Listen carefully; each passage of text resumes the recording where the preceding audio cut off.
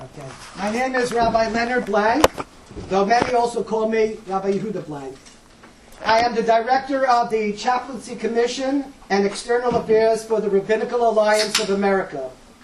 On behalf of the Rabbinical Alliance of America, Igud HaRabbonim, the National Council of Young Israel, and Lenox Hill Hospital, I want to welcome you to this premier symposium, MChayil LChayil, Living a Healthier Life, physically, mentally, and spiritually, being held May 28, 2019, Chav Gimel Ir Tavshin Ayin Tav, at Lenox Hill, one of the most renowned hospitals in the United States. We are truly honored to have in the audience many distinguished rabbis, chaplains, and other professionals. It is now my honor and pleasure to introduce to you Rabbi Simcha Silverman, the Director of Chaplaincy Services of Lenox Hill Hospital, who is also the Rabbi of Congregation MChayil of Flatbush. Rabbi Silverman.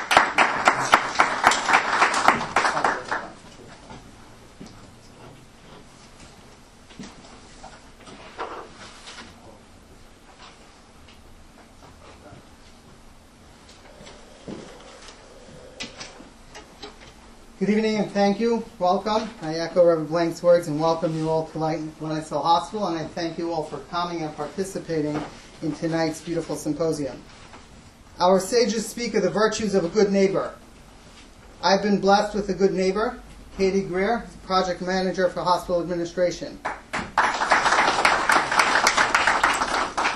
This idea of a symposium came to my desk a couple of months ago.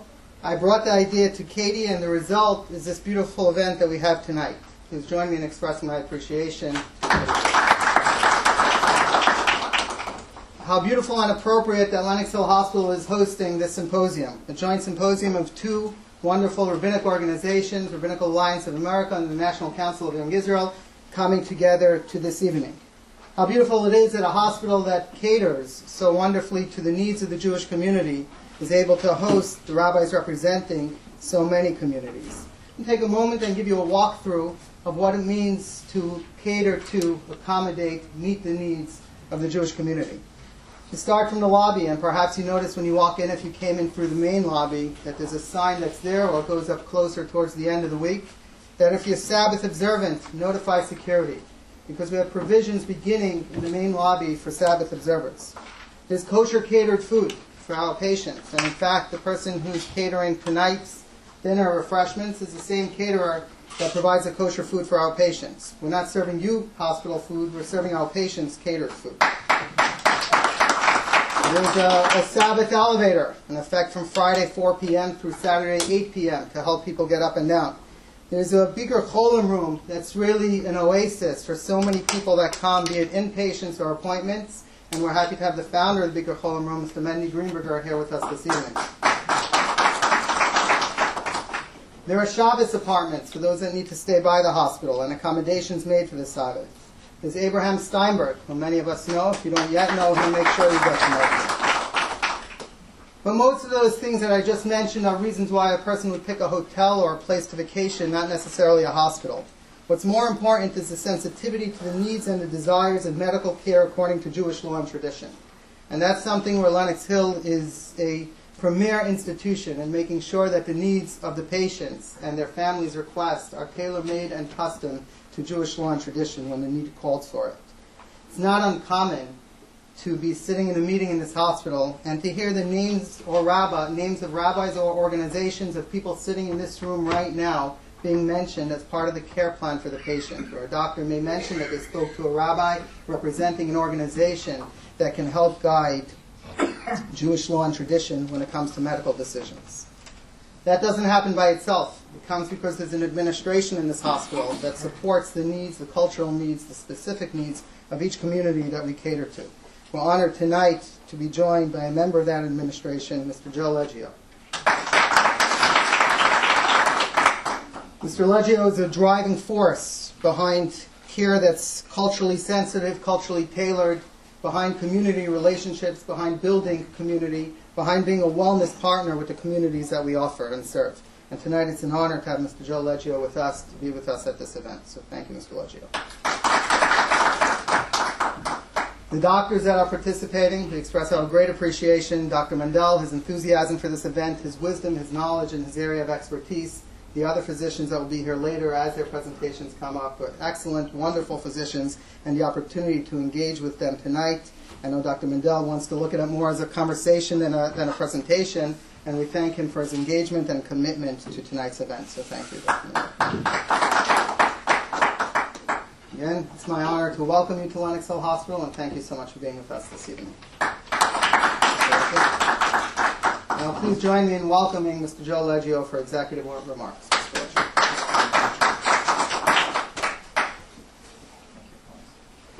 I feel like you've been welcomed already, so welcome yet again. My name is Joe Leggio. As Simka said, I'm one of the associate executive directors here. These are some of my favorite moments that we have. When we get to connect, when we get to talk to people of this community, of surrounding communities, of neighboring communities, and we get to take care of one another. And that's what this hospital does. The hospital is a place where we take care of people. And I kind of think of this room as a room full of caretakers of your community, of your families, of your friends, of your spaces. And so how important that we care for you. So we're honored to have everyone here today. We're excited this evening. I know all the speakers, where we were in for good conversations, some good advice, some good questions. But again, we're really honored to have you here. As you can see, there's so many events that happen in this space. The hospital is meant for the community. It's meant for us. It's meant for the people, and that's exactly why we're here today. So, and I just need to recognize our Rabbi, Rabbi Simcha Silverman. He's incredible, and everything he does, it's his ideas, it's his creation, it's his passion. I've just got to move a few people out of the way, or get them to say yes or say no, depending on what we need. And it's him, so I just needed to make sure we recognize all the work that he does. So with that, I look forward to our agenda tonight, and we're here. Welcome. Thank you.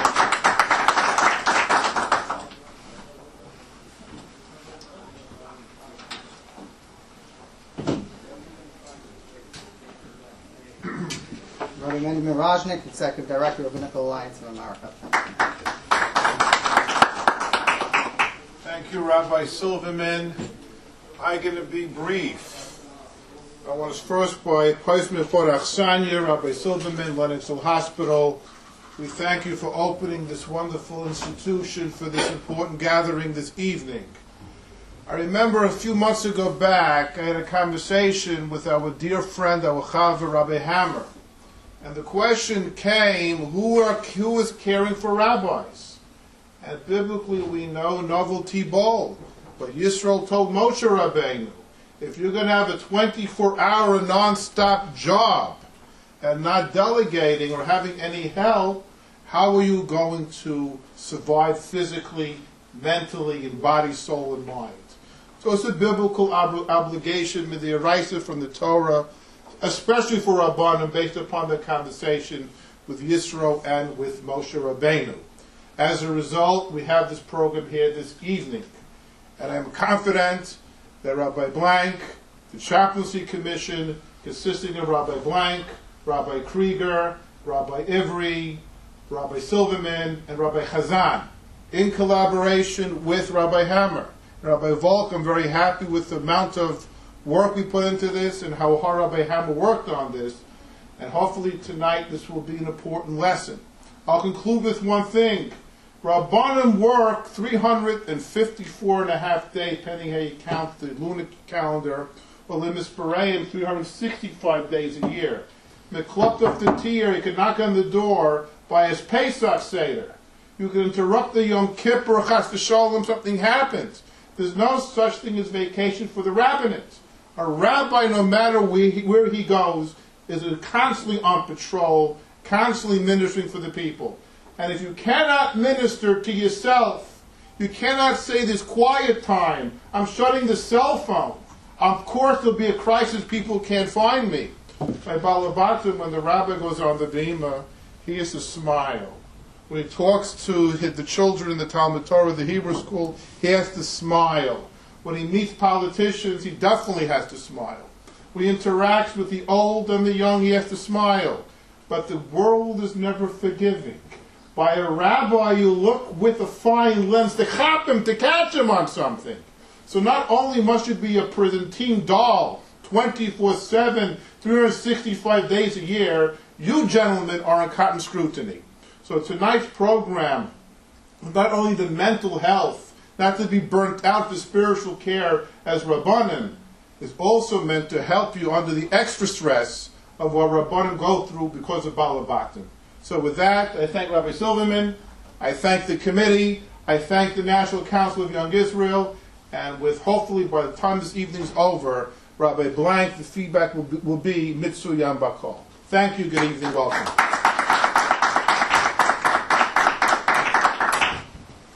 A beautiful partnership for two organizations to get together, the Rabbinical Alliance together with National Council, and it's our opportunity to call upon Rabbi Binyamin Hammer, Director of Rabbinics, the National Council of Young Israel, a mentor to so many, a teacher to many. Rabbi Hammer. I will be so brief, you won't even see me on the video. However, I cannot thank everyone here enough.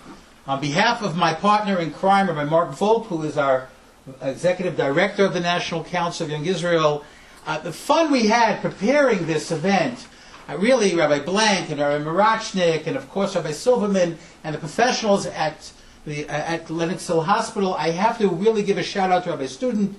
The history of this is that we were having this kind of conversation about what we could do, and we came up with like 1,000 ideas of how we're going to do different kinds of programming, and then we pinned it down to this.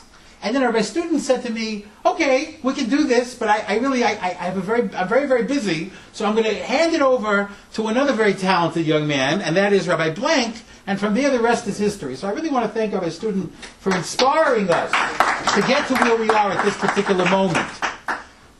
With my conclusion to this entire thing, is that it's a miracle to be able to find Rabbanim who could take off any time for anything. And so let's take advantage of what we're going to hear tonight. Let's really listen. Let's put those phones away, except, of course, you know if you have an emergency. But let's put the phones away, unless, of course, you know your spouse is calling you. Let's put the phones away unless you know your children are calling you. So it's almost impossible to shut it down. Our lives are just always full of this kind of everything. But I can tell you, I've also had an experience being a Rav in a hospital community in Long Island Jewish, where the Young Israel of New Hyde Park is. And all I could say about that experience, and the experience that my family had, particularly my children, who on Friday night we walked through the hospital to see who was there, and to bring them what to eat, and to give them some sort of Shabbos or Yontif, or just some chizuk that we possibly could do. You're all in a field that you put your heart before everything else. Tonight I ask you to understand that all we want of you is to be able to have the strength to be able to do this to 120 years. Let's learn something tonight. Let's really listen and thank the presenters for giving it their all, to be able to let us go back to the vocation that we've chosen with love and with sensitivity to do what we could do best. So Darabah, Shashakar to everybody.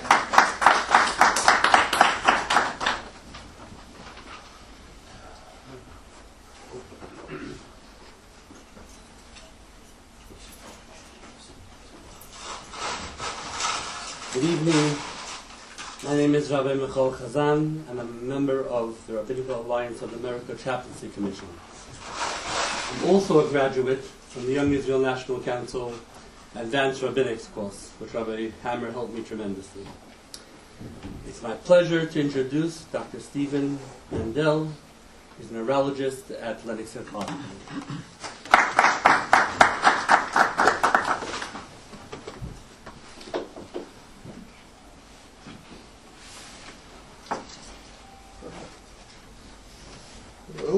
Good evening. So let me tell you a little story, and maybe we'll have a little conversation. So about a month ago, there was a patient here in the hospital, an African-American woman, who was admitted with cancer. And she was very despondent. And she read the Bible and felt as though maybe there's no hope. and she would cry each morning thinking whether she was going to live or whether she was going to die. And she said she was a very religious person and wasn't sure whether she still believed, even though she read the Bible every day. So what did I do? I called in Abe Steinberg. And Abe Steinberg went to see her every day she was in the hospital. And 5 days later, when she left and responded to her chemotherapy, she said to me, "He gave me resilience, he gave me hope.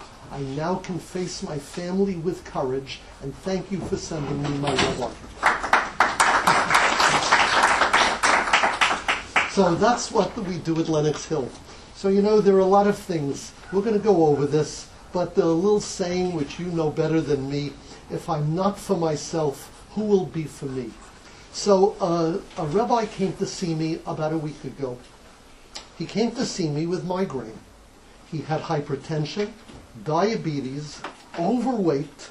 He was a non-smoker. He didn't exercise and didn't take a vacation in many years. He told me he didn't miss a sermon for 15 years on any Shabbos. I took time to listen, and he said to me he was feeling overwhelmed. Why? Because, he said, everybody is seeking my advice. They want me to comfort them on divorce, mental health challenges, family members, conflicts, financial instability, substance abuse, domestic violence, and housing concerns. The rabbi said, I feel stressed. I feel all these problems, but I don't feel I have the expertise to handle it. We ruled out any medical causes, and we sat down for a long time and talked to him about life-changing strategies. We told him that he should sleep better, better nutrition, plan vacations with his family, exercise, support from his colleagues, get support from Jewish services. And he called me over the weekend and he told me, I feel like I'm renewed. I feel I can now do what I can, but I'm going on a sabbatical for 3 months. So over the past couple of weeks, when I spoke to Rabbi Silverman and the group, they suggested that I suggested to them I can tell them about stroke and brain tumors and all the fabulous programs we have. We have epilepsy programs, movement disorder programs, stroke programs, dementia programs. We have all the programs here. And Rabbi Silverman says, no, we want to hear a little about self-care. We want to hear, so what did I do? Not knowing a little much about self-care, decided I was going to make calls. So I called up the director of Chabad. I spoke to the Lubavitch Rabbi. I talked to an imam. I talked to a priest. And they all had the same feeling. They said to me, we have the following principles. Number one, we need to watch over our own body. I need, as the rabbi said, cut off my cell phone at night. Number two, I can only take care of you if I could take care of myself. Every therapist and every rabbi needs a therapist. It's okay to say, I don't know, and we're all human. And ask the experts. There's a stigma that we want to erase because we're all human, we all have families, and we all have stresses in our lives, and we'll talk a little about today how we could reduce those stresses. Just apropos, within the past 7 days, the World Health Organization has adopted guidelines for a healthy lifestyle to reduce dementia. And we're going to go over each of those guidelines. If we talk about drugs that we can take for dementia, none of them work. There are multiple trials of various drugs, but to date 95% of all those drugs have been ineffective. What can we do? The questions are, last week I went to a conference at the Spanish-Portuguese synagogue on depression and suicide among the Jewish population. People raised their hands and said, I went to a psychiatrist, I went to a psychologist. They all told me that my son was okay. So then I went to another psychologist, and the following week he jumped out of the window. So the answer is, so what could we do? Sometimes we can't prevent these things, but you here can provide comfort and support so these families could survive, reduce the stigma. When people have illnesses, it's not their own individual illness, it's a family illness. Many times it's a brain disease. Whether it's mental illness, whether it's a heart disease, it's still a family disease that the families have to cope. So let's look at some of the things that we have here. I'll go next, I'll do this. Okay? So neurons have the ability to function and survive depending upon a couple of things. The reactions that take place that support survival, but also has to function for repair, remodeling and regeneration. So if you remember, Kathy Gifford and other people who were shot in the head, they were felt they can't speak anymore. But the brain has some plasticity. And therefore, whether it's plasticity for the body, it's also plasticity for the mind and spirit. Neurons that constantly have to maintain and repair themselves. Okay? So how do we eat well? What do we do? What do we do? So even if you're healthy, there are changes in memory. And with age, we're multitasking. We have difficulty finding words. We have some reduced ability to pay attention. But we could still improve our skills. We can learn new things. We could create new memories, improve our vocabulary. And each one of us, the question is, when do we seek help? When is it where in our lives that there's something that's a little different?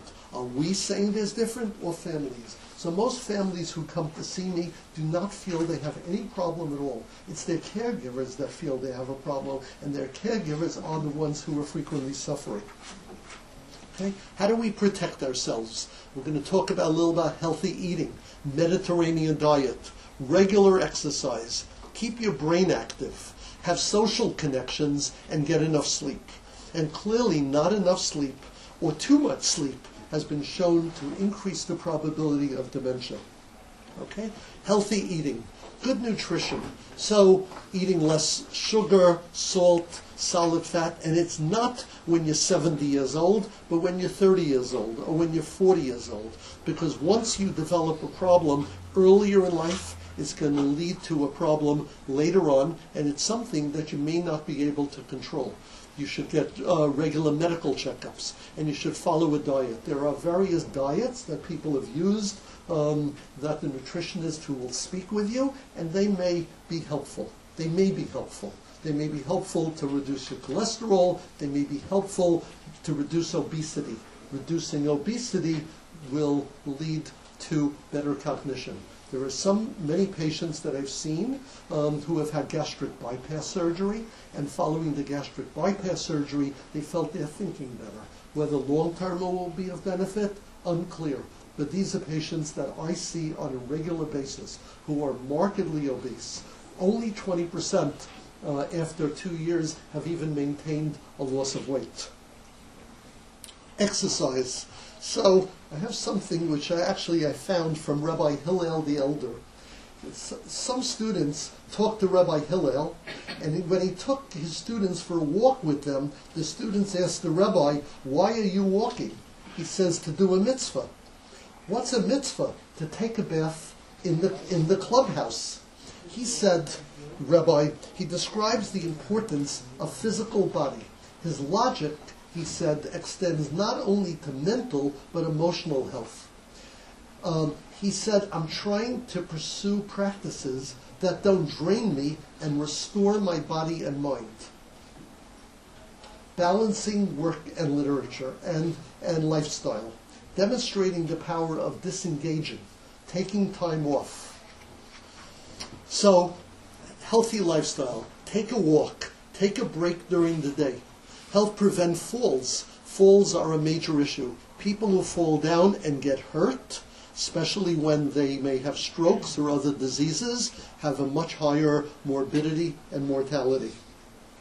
Okay? Keeping your mind active. Reading books and magazines and taking a class. One rabbi told me that he learned a new language. He learned Chinese. Why did he learn Chinese? Because he felt he wanted to do something new. And he plays video games. He says, I don't tell anybody that I play video games, but I play video games because it keeps my body much more active. And I play video games every night, and I play it with my children. And I'm there with my children, and my wife looks at me and says, Rabbi, what are you doing? And he says, I'm talking and I'm playing with my children every night. So let me just stop for a moment and ask thoughts, comments. Yes? On the previous slide, when you discussed exercise, Yes. are you talking about intense exercise or just physical activity like walking, taking a long walk? I think the way I look at it, I tell my patients, there's chicken and there's humans. This is what I explain to them. Chicken, there's dark meat and there's light meat. In humans, it's all like a checkerboard. So if you're running and doing aerobic activity, that may not be good enough because you need to do some resistance. Not to say you need to go to the gym, but you need to exercise your entire body. We did a study that looked at people who were kidney transplant people, and we exercised them for 5 days and wanted to look at their hemoglobin A1C, and it didn't change. Then we had them do weights 2 days a week. It didn't change. And now we combine 2 days here and 2 days there, and they had a dramatic drop. So it's a combination of both, and what you feel comfortable to do, obviously with your physician sort of guiding you, and not sort of going to the gym where we'll all get hurt if we go the first time. But at the same time, it's a matter of developing a program for your body, and therefore makes you stronger. When I go to the gym and my wife goes to the gym, we feel cognitively, we feel stronger for the rest of the day. We may fall asleep early, but we feel stronger for the rest of the day. Comments? Yes? Fine. Okay? Okay, so people who take part in meaningful activities, see, reduces their risk. Volunteer. Work in go with your community in the soup kitchen. Physical stress, accidents, alcohol. Alcohol in moderation, smoking, some medications which you may be medically required to take may in fact reduce your cognitive ability. Okay? So what are risk factors? Accidents. You want to improve your balance, and that's one of the advantages of exercise. If you fall, you'll be less hurt. Review medicines with your healthcare provider. People take medicines to help go to sleep, and they fall down and they get hurt. Alcohol impairs communication. It causes drowsiness, reduced balance, can cause liver problems and other serious medical problems. Smoking. Quid benefits of smoking. Lower risk of heart disease. Consider limits to your exposure to air pollution. Have safe environment. Medicines can affect your ability with your brain. Look at over-the-prescription medicines and look at drug interactions, whether medicines can affect sleep or not. There are several health conditions that affect your brain, which we'll hear about: heart disease, stroke, high blood pressure, diabetes, and sleep problems. Heart disease, you want to manage your cholesterol, your blood pressure, eat healthy, quit smoking, alcohol, and limit air pollution. Diabetes will increase your probability of stroke, will reduce your memory, will, in essence, cause more damage to your brain that might then lead to Alzheimer-type symptomatology. Maintain a healthy diet. Sleep-related difficulties. It's felt that people who go into surgery, almost 20% who are obese, may have some evidence of sleep apnea, and therefore screening ahead of time may reduce the morbidity or hospitalization. Okay? Dementia. Some people, we just can't prevent it. But what can we do, and how? What is the approach? Exercise, diet, blood pressure, and cognitive brain training. So where to start? Get a physical exam. Review your medicine. Look at the vegetables. Look at the foods, and be involved in your community. So what's executive function? What are we talking about with memory? It's engage in independent, appropriate, self-serving behaviors for There's four types of memory. One is episodic, where you went to school. Semantic, knowledge-based, who's the president. Procedural, what are everyday tasks? Or working memory, short-term memory for processing, driving a car. So most people who come to see me with memory problems don't have memory problems, but they come with issues related to personality changes, that they're angry, that they have reduced temper. Okay? Dementia is a decline in functioning. It could be physical, mental, social, or a combination. generally over the age of 65, but it can affect people at any age. It develops when parts of the brain affect learning, memory, decision-making, and one part. So this is, on the left is a normal person, and on the right is a 75-year-old. And you can see the 75-year-old with a brain that clearly is atrophied, an abnormal signal in the brain. When you look at a healthy brain or an Alzheimer brain, you can see the wasting of the brain that occurs. We do PET scans and MRI scans, and you can see the size of the ventricles, the brain shrunk. You can see mild cognitive impairment, and we can measure Alzheimer-type findings. The clergy faces inordinate demands, unrealistic expectations with isolation, loneliness, bureaucracy, sometimes poor administrative support, poor working conditions, reduced boundaries, family conflicts. Consequences may include obesity, depression, and hypertension. The New York Times quote, "Take a break from the Lord's work. Take time off away from renewal. Take a sabbatical." The mind improves concentration, increased clarity and stress. The body provides energy, reduces muscle tension, boosts immunity, slows heart rate, reduces blood pressure, and enhances physical performance. The stability stabilizes emotions, provides peace and tranquility to the soul, pleases God on Sabbath. So these are definitions that are important. Compassion fatigue. We all want to care. As one of the rabbis said, we're on call 367 days of the year. We have burnout. We have burnout that may consist of depersonalization, apathy, that we just can't engage with some of the people. Sleep, we have disordered breathing, and we have vicarious trauma. So we take the trauma, that person's trauma is transmitted onto us when we're beginning to feel the pain and we're suffering, and our ability to administer what we need to administer is being hampered. Okay, so what do? Reduce regular exercise, healthy diet, social interaction with family and friends. Have a friend. Learn new things. Take a walk. Regular medical visits. Supplements, hormones, dementia drugs. They could be additive, but they do not replace all of the above. Spiritual renewal and rest. Prayers and faith that have a support system. Have a colleague. Have a family, a friend. Create a vision and purpose for one's life and getting in touch with the meaning of one's life.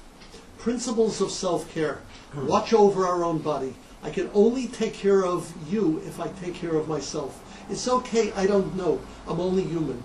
One rabbi said to me, and I've asked multiple rabbis over the past week, and I said, well, what do you think of self-care? And what do you think of telling esteemed rabbis all these things? And one rabbi said to me, well, if I can't solve it, it's not a problem. So I think there's a stigma. We want to provide education, and we want to provide an action plan, and we want help. So basically, we have pain, we have various disorders, and together we feel that respect of our own bodies and taking care of ourselves is going to allow us to take care of people and be more effective in what we do. We all get frustrated. We all have our weaknesses. We all have our strengths. We have our families. But we think, well, what's more important to us? What's our legacy? Who am I? Who am I as a person? There's a rabbi, Hasidic rabbi named Zusa, who once he died went to stand up before the judgment at the seat of God. As he waited for God to appear, he grew nervous, thinking about his life and how he had done. He began to imagine God was going to ask him, weren't you like Moses or a great leader? Or weren't you not wiser like King Solomon or braver like King David? But when he faced the accounting before God, God simply asked him, were you more like Zisa? Our challenge in life, our ultimate task in this world, is to be more to our true values, our best selves, our soul radiating through the individual that God created us to be. Thank you very much. So I know he told me I have 5 minutes left, but I would appreciate if now we could have a discussion. Okay, we have actually 10 minutes, questions and answers of Dr. Mandel. Well, I think questions. Rabbi, what are your thoughts?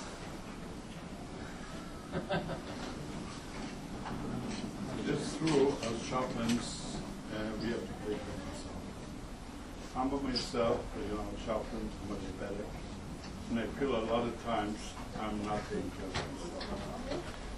What you say now is feeling very inspiring that in order to help others, you have to start to think how we have to take care of ourselves and our families. Comments, please? Please don't be bashful. Rabbi? The only thing I found interesting, you mentioned the term oversleeping. Yes. Now, for a rabbi, the concept of oversleep appears to be non-existent. So could you please explain what that medical condition is? And how does it cause dementia? Couple of things. Number one, sleep apnea is where people may have disordered breathing. They may have both difficulty falling asleep, and they may be snoring at night, and they may have cardiac arrhythmias, and they may be obese and have various medical conditions. They fall asleep during the day. So number one, they're not functional because they do so, and people feel that those people who get 9, 10, 11 hours of sleep, or those that get 4 hours of sleep, may not be as effective. So the story that I like to give is when you're on a plane and they advertise that when the oxygen mask comes down, who do you put it on first? Yourself. So now you can help others. If you drive a car at 90 miles an hour, you're going to have a crash. So the answer is you have a sort of a healthy lifestyle. You want to eat well, you want to eat healthy, and Mediterranean diets are felt to be somewhat effective. Exercise is felt to be effective. What we've given to you, actually I made a copy just the past week of the guidelines, which is in your folder for the new guide. You look in your folder for the World Health Organization guidelines on what you can do in terms of improving or guiding you when you may have some cognitive impairment. Some things are not well studied. What's not well studied is hearing impairment, vision impairment, but clearly eating well, taking a break, watching your medical conditions, reduce your smoking, and at any time in your life, you can make a difference. At any time, there's no time that's not the right time to start. Not when you have a medical problem, but it's beforehand. And the other questions, I'm very much involved in the Jewish community, involved in disability, and also mental health issues related to depression, anxiety, loneliness. There's a stigma involved in that. There is a family that they feel isolated, they feel shame. There's sometimes a lack of education or a lack of programs that are available. There may be programs. One rabbi said to me about 3 weeks ago, I meet many people at the congregation, the first time they come is when I officiate at the funeral for someone who is overdosed. And the drugs are rampant within every community. Within the Jewish community, it's no different than any other community related to it. And I think we want to provide education, and there are programs. Last week, as I mentioned, I went to the program at Spanish Portuguese, and I've gone to a number of other programs in Jewish religious institutions, and families are getting there and telling their stories. People get up and they actually say, I tried to commit suicide a number of times, and I've never told anybody. Or I have a family that my son is on drugs. Last year when I was at a convention, I spoke a little on the subject, and two women came up to me who were principals of schools, and they said to me, I've been to educational programs for 30 to 40 years as principal and vice principal, but nobody ever mentioned those terms. And the question is, and I would ask you in all respect, is when you do a sermon in the service, how comfortable do you feel to talk about addiction, which is in the community? How comfortable do you feel to talk about mental illness? That you feel about that someone who is might be disabled that that person may be the same underdog. So we had a program in one of my synagogues where children who couldn't speak, they could not speak at all, and they were autistic, and we made sure they had a bar mitzvah because all they had to say was Baruch. And 1,000 people showed up for one of those meetings, and they were felt equal underdog. There's no difference between them. So, you know, it's little things that you can do. We also did, the last thing I'll tell you is in our synagogue, which is a conservative synagogue, although I told Rabbi Silverman I went to 7 years of Chasam Sofa and Guvat. Well, so did you. Okay? So in our synagogue, there's two things. The rabbi says, sometimes people don't know, please stand. So on the Upper East Side here, there's no rabbi who ever says, please stand, and he says, for those who are able, please stand. And many of the people now say, I feel, who are in walkers, say, I feel like the whole person. And second, what we did is we put up a second mezuzah. Now, whether that's a good idea or a bad idea, so for those who couldn't reach, we had a second mezuzah, so those who can reach the mezuzah. And without any fanfare, but just doing little tiny things. On Shavuos, we're having a service of sensitivity. On Simchas Torah, we have a quiet service for those who don't want to hear loud noises. So I think anything you think about, that just a very little thing shows that not only it's one family. It's like when I heard a couple of rabbis talk and they say, we have a meeting of 100 people come to all my talks. Another rabbi said, you know, that's not the way I do it. I invite one family over on a Shabbos. So I don't think that's all I have to say. So I'm just a neurologist who unfortunately take care of the people who have the problem, and I'm trying in a little way to bring my sort of education and look to you towards knowledge on how I can help people a little better. Thank you very much.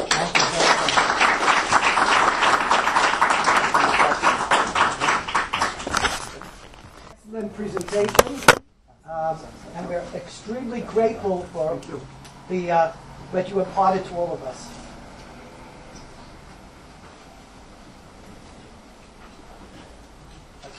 Just one quick thing, certificates and other things that are available will be given at the conclusion of the entire program.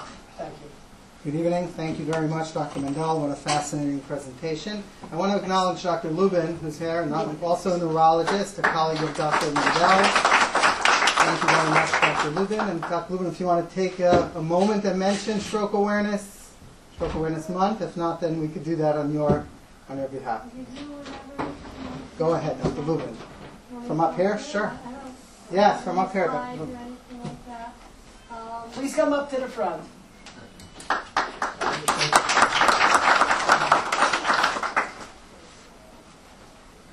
So I'm Dr. Lubin. I'm one of the Associate Stroke Director here at Lenox. And we treat a lot of people. We treat a lot of people from the Jewish community. We treat everybody who comes through. And we've had a lot of success and we've got a lot of work. But what I see is really important is everyone should be able to identify, especially in shul, in the mornings, if people call you. A lot of times people, I get calls from my patients, someone else suggested this, what do I think? And I'm sure that you get calls. And I had a story 2 weeks ago. I got called by someone on Saturday night, that Saturday morning someone came to synagogue and they ended up not being able to talk. Right side became weak, and they called Hatzalah and they got taken to the hospital, and they actually had a big clot in their brain, blocking off the blood vessel in their brain, and they were able to do a procedure, and the guy was discharged 3 days later to rehab, and he's actually talking and he's moving, and I think he's going to do really well. But what was important was the people who were there recognized that he was having a stroke. And the main things that are there, I have some cards that people can take, and there's something called the Be Fast, which is something that the EMS and Hatzalah are using, and it's something that we do have some slides that we can give you if you want to put up in shul or you want anything. The B stands for balance. If someone walks in and they have imbalance, that seems out of proportion to something that's going on. Their eyes, if someone's having double vision, that sustained. Facial droop. If they have arm weakness, leg weakness, especially the same side, like the right side, arm and leg. Slurred speech, but even more problems getting words out, problems. You see they're having real problems. These are all major pieces, and the T is time, because there's a clot buster medication which we can give up to about 4 hours, 4.5 hours, and then the window opens up to about a day, it's now 24 hours. And that is to get that clot out if there's a clot. So it's important that if someone notices it, that they call and they go. And that's all. We'll take the patient to the closest hospital that has the facilities to take care of you. So if the patient has anything, it's really important to call. We have everything here. I mean, from my point of view, I always tell my patients, you call, you get taken to the closest hospital. I can always transfer you here. I transfer a lot of patients in here all the time. So it's just really important to, if anyone does notice it when they're there and everyone notice and hear, I usually say weakness, numbness, speech, vision problems, don't just leave it, have it get checked out. Okay? So if anyone has anything, I'm going to leave a pile of these over here, and I can answer any questions if anyone has them. Does anybody have any quick questions to ask? Thank you so much, very much. No problem. Again, I just want to mention at the conclusion in the program, there are phone numbers that you can reach, including Rabbi Silverman, who can answer any questions about Lenox Hospital.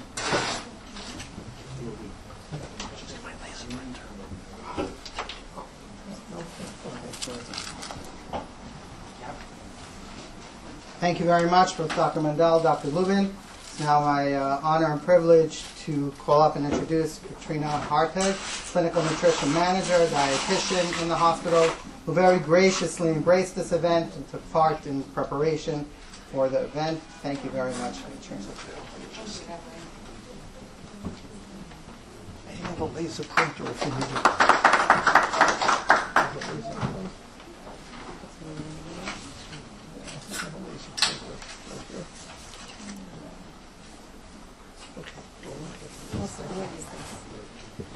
Hi, good evening. Thank you very much for all having me. I feel very honored to be here and speaking with you all, and hopefully I can impart some wisdom. I know the topic of this session for you all was kind of caring for yourself.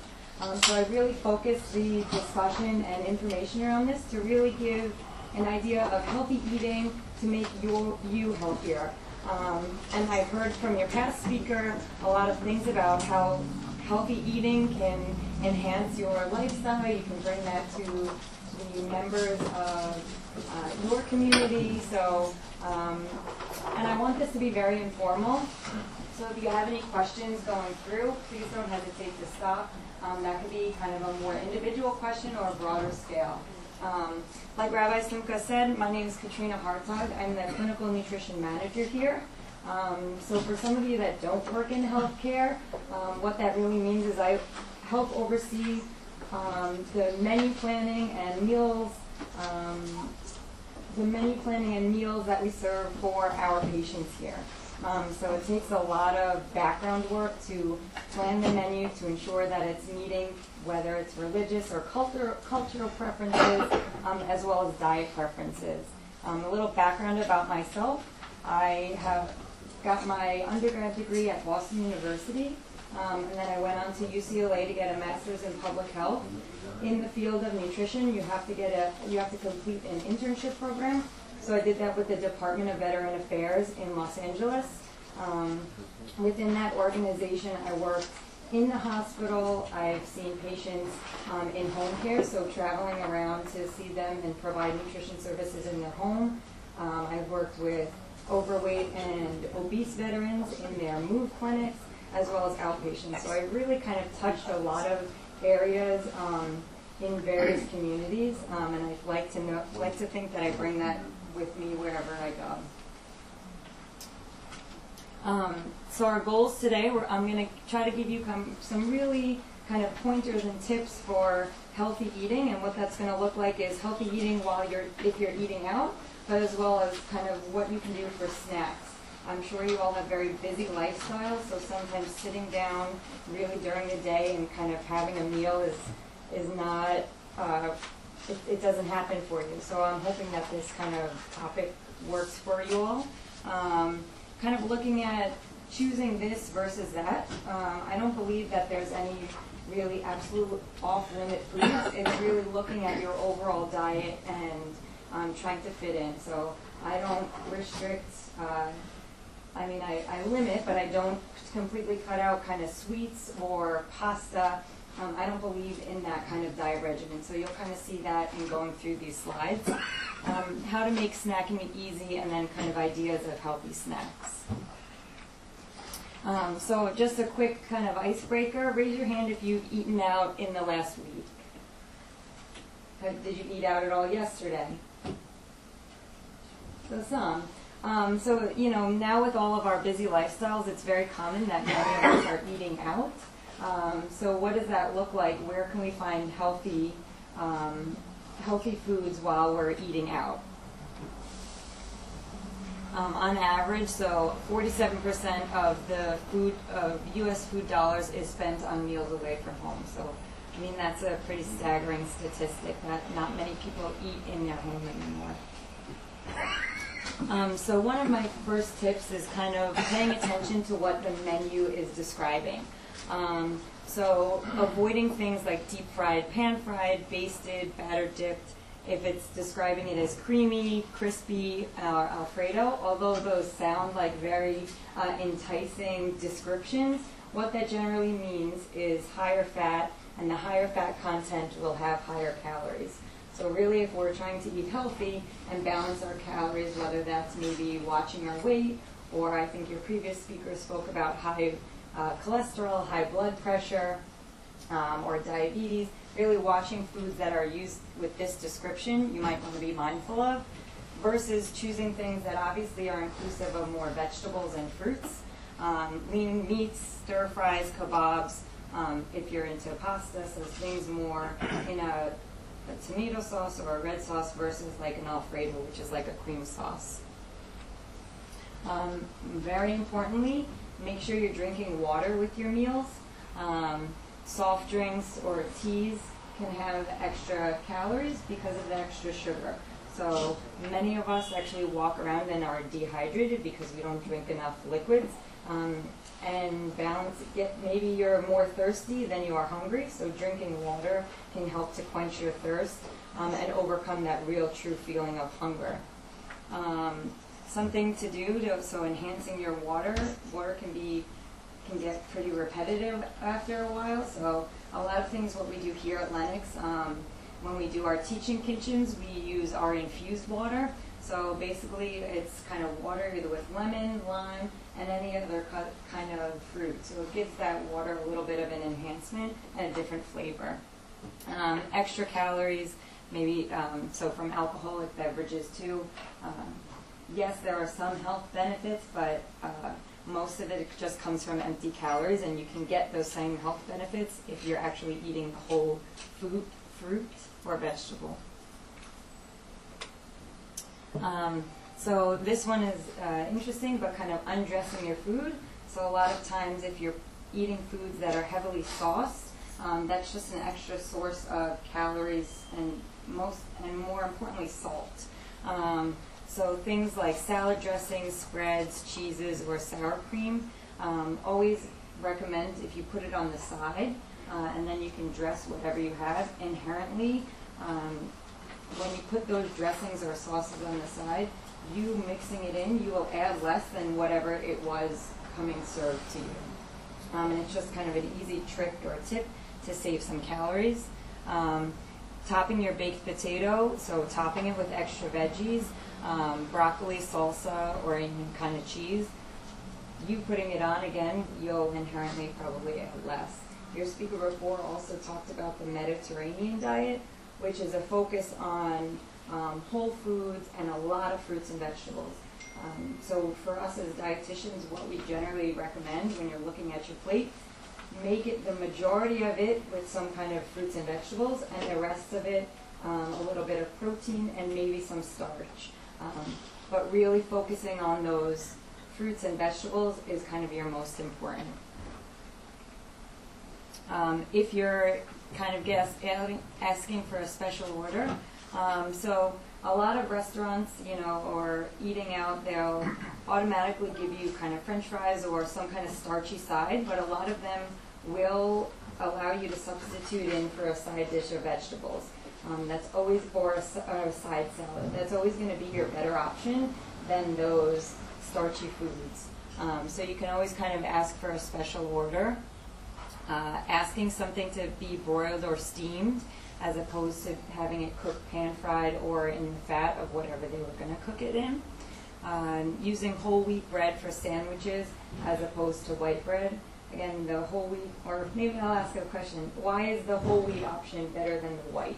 What is the component in whole wheat that's more important? Fiber. Fiber, very good. Do you happen to know why fiber is kind of the gold standard or more nutritious? Helps digestion. Mm-hmm. It helps digestion. It helps keeps you fuller longer. So we can, white bread and white products in general can be processed very quickly through our body. So we actually metabolize them quickly. It doesn't keep us feeling full. It also doesn't help to really bulk up your stool, which then helps kind of keep your intestines and all of your GI tract functioning well. So the whole wheat option is always better. So if you're going out to eat, again, our portion sizes have significantly grown in the past 10 to 15 years. If you look at like a mini bagel now, that used to be the traditional serving size of a bagel, and now a bagel that you would get in a bagel shop is about 4 times the size, which is really staggering. But so if you're going out to eat, you can always kind of split your entree because the sizes or the portions are generally much larger than what we should be eating. And some restaurants now even kind of feature the healthier options, either with some kind of little symbol or a whole separate side menu of kind of lighter options. And the fifth kind of very quick takeaway tip is eating mindfully. And this could mean just taking a couple of extra minutes to sit and savor and enjoy whatever it is that you're eating. Like I said, I understand that probably we all lead very busy lifestyles, and we want to make sure that we're available for our community members, but taking care of ourselves is very important. Does anyone know how long it takes, so you're eating a meal, how long does it actually take for your stomach to send signals up to your brain that I'm full? Does anyone have an idea? You can throw out some numbers. 6 weeks. 6 weeks. Big Maybe hero some sound. minutes, yeah. 20 minutes. 20 minutes, yeah. So it really takes 20 minutes because your stomach's a muscle, so it's stretching as you're eating. But if you eat really quickly, you haven't given your stomach the right amount of time to send signals back to your brain like, oh, stop eating, I'm full. So it really takes about 20 minutes to have the stomach send those stretch receptors back to the brain. So really trying to savor every bite. If you are trying to lose weight, that can certainly help because you're going to not want to spend so much time sitting and eating. So you're going to only eat what you have in the 20 minutes. You can have like little cheats. So if you kind of chew slower and you take a bite of food, follow it with a sip of a liquid, that'll kind of help you inherently eat a little less of the solid. Spend time talking in between bites. So we have to be mindful that eating, and I'm sure you all know, it's a very social activity, right? It's not just about what I'm putting into my body, but it's also about who I'm eating with and kind of that company. Avoid eating on the run. Stop and relax before you're full. So this is just, I think you all have the slides in your folder. So I'm going to go through these quickly so that I can leave time for question and answer. But these were kind of nice, choose this versus that. So if you are eating out or you have, recommendations for your community members. So you would see what the less healthy choice option is versus the healthier choice. And these are really simple, easy switches that you can make, but will have a large impact on your overall health and diet. So I encourage you to kind of look through the sites, and if you don't have them, I'll make sure that they get shared to you so that you can kind of peruse these and see which kind of foods or changes that you think would benefit for you. But a lot of the changes from the less healthy to the healthier incorporate some of the other things that we've talked about in these tips beforehand. So if you're eating out kind of at a rest stop or a burger station, if you're eating out at some kind of chicken restaurant, I have taco, and then other kind of sandwich or deli choices. So, this could be incorporated if you're going to grab a sandwich at a deli or some kind of self-service station. And then Italian and pizza as well. So the other thing that I kind of wanted to talk about is something about snacking. A lot of people have a negative connotation associated with snacking because they feel like it's just extra calories. And then I hear, as a dietitian, a lot of people say, oh, well, I skip meals because I'm trying to watch my weight or lose some weight. And really, you have to think about your body as a car.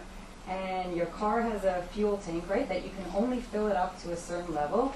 And once you drain all that fuel out, you need to refuel. So your body is like that. And I would say that eating probably actually every 4 to 6 hours is going to help keep your metabolism flowing. So that's where snacking comes in. Because if you're only eating 3 meals, you might actually, or even 2 meals, sometimes you're tricking your body into starvation. You really depleted all your fuel, and you're not going to burn anything more. Whereas if you're eating nice healthy meals or small meals and some snacks in between, you're going to keep your metabolism really revving through the day. That helps with kick-starting some weight loss and actually keeping it off as well. So these are some just quick tips about snacking. So like I mentioned, smart snacking can aid in weight management or some weight loss. It actually helps to maintain blood sugar. So if you are pre-diabetic or even in the have been diagnosed with diabetes, snacking is part of a meal plan that's recommended. And then after you consume a large amount of food, your blood sugar is likely to spike, and sometimes that can cause fatigue. So again, going back to if you're only eating 2 really large meals a day, you eat that large meal, your blood sugars are going to spike, but what's going to happen? It's going to drop back down at some point.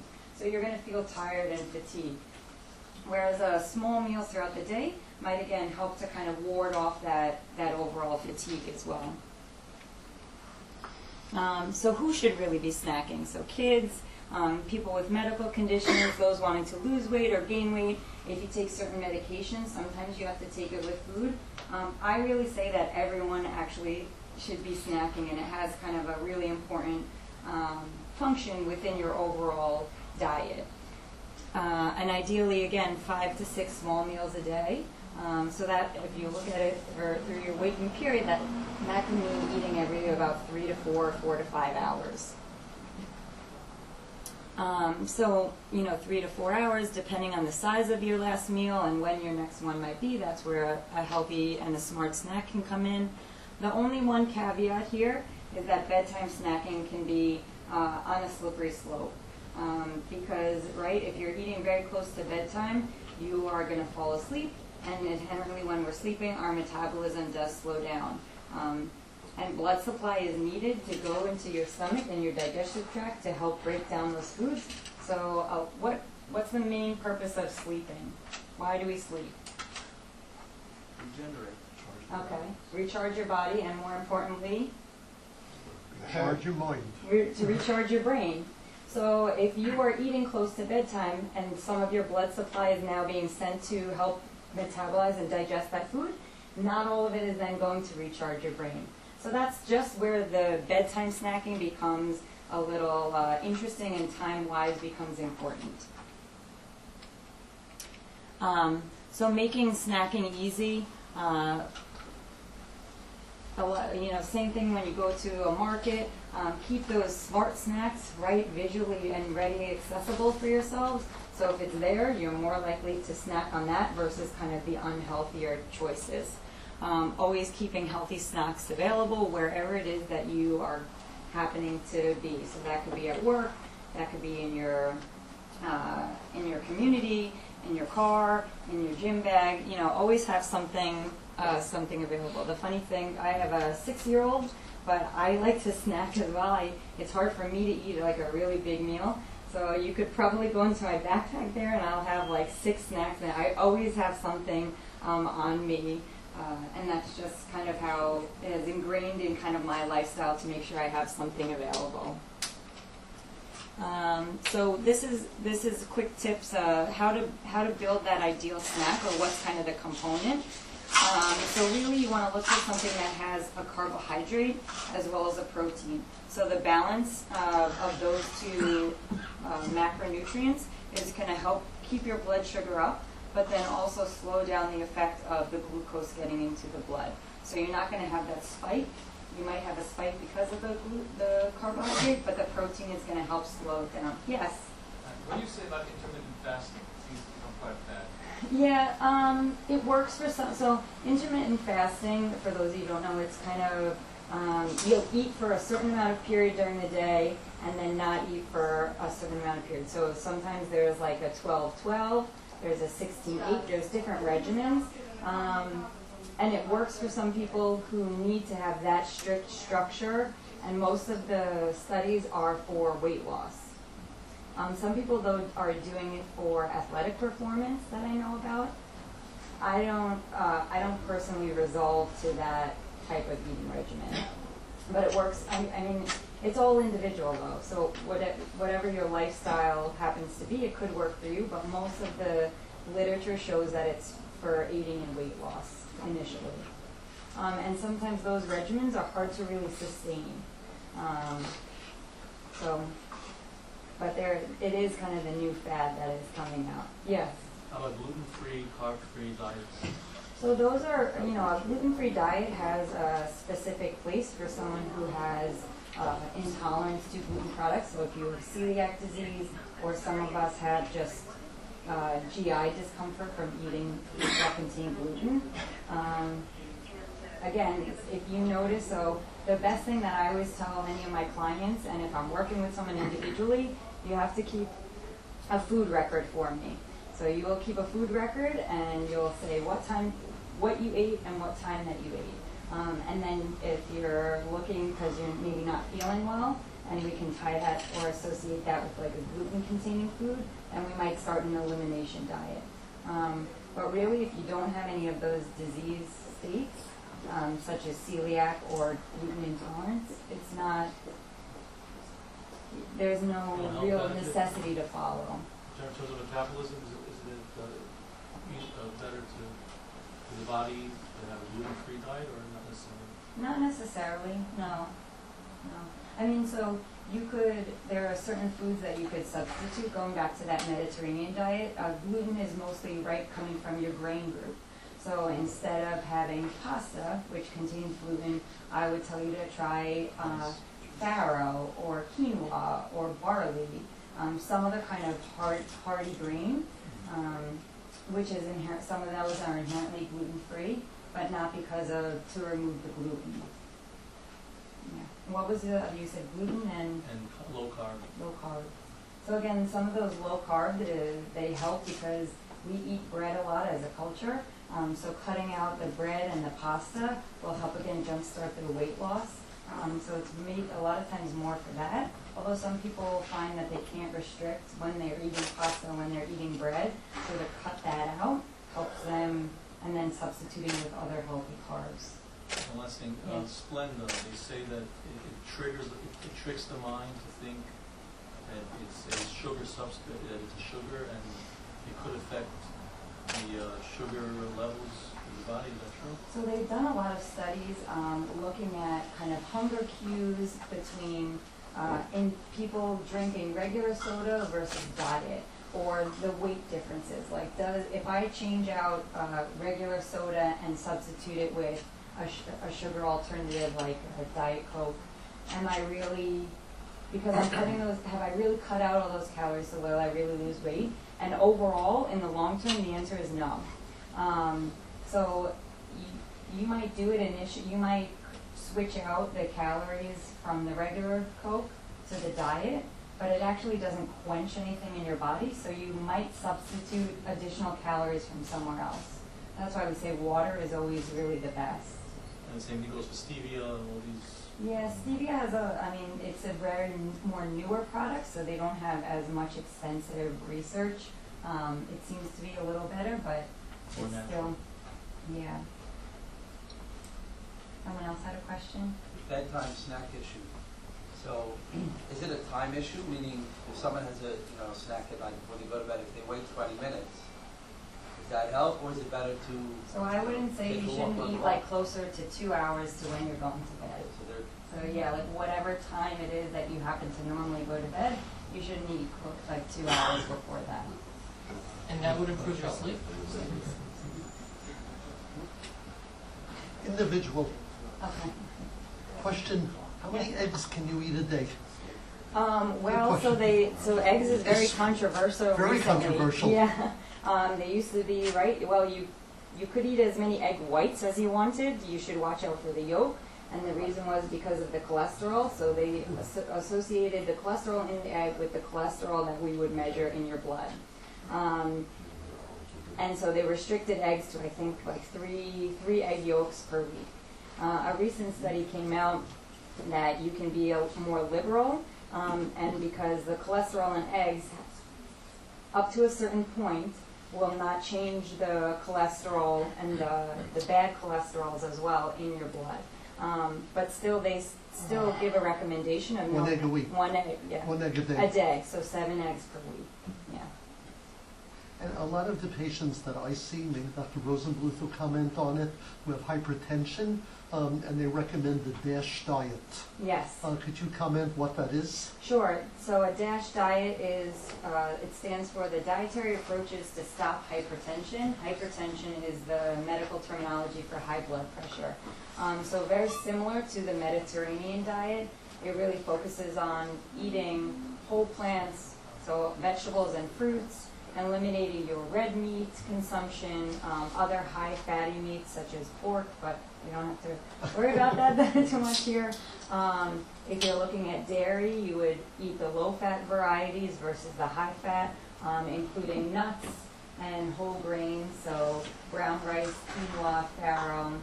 But really, again, making sure the majority of your plate has those plant foods on it versus kind of the traditional American plate that had a starch, protein, and a little bit of vegetable. Yes? I just want to mention that many of us know congregants or people who we work with and others who have very unique medical conditions where the typical diet is not the appropriate thing for them.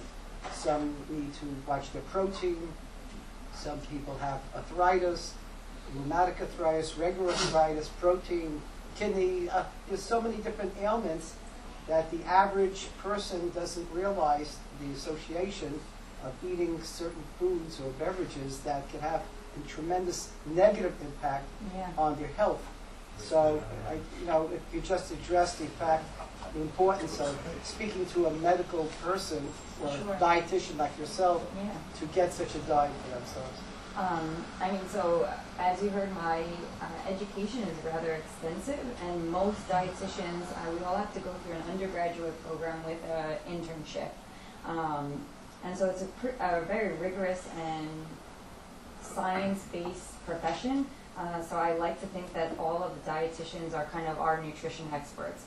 Unfortunately, our services are not covered in the insurance world as much as we'd like them to be.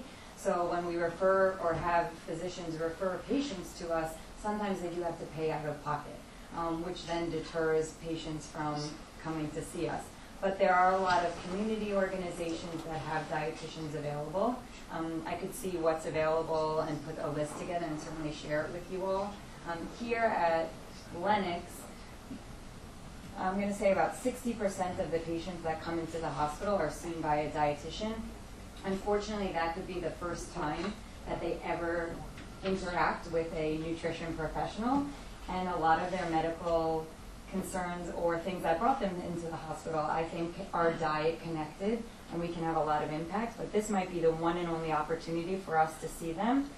We do have outpatient dietitians, like I said, so we will try to refer them, but it's really spotty right now what kind of coverage we have for nutrition experts. So being that this is a symposium that we need to take care of ourselves, it's really important for everybody to acknowledge that we all have to realize that we will have our own health issues, perhaps, or family health issues that we need to, and your presentation really addresses that as well as yours.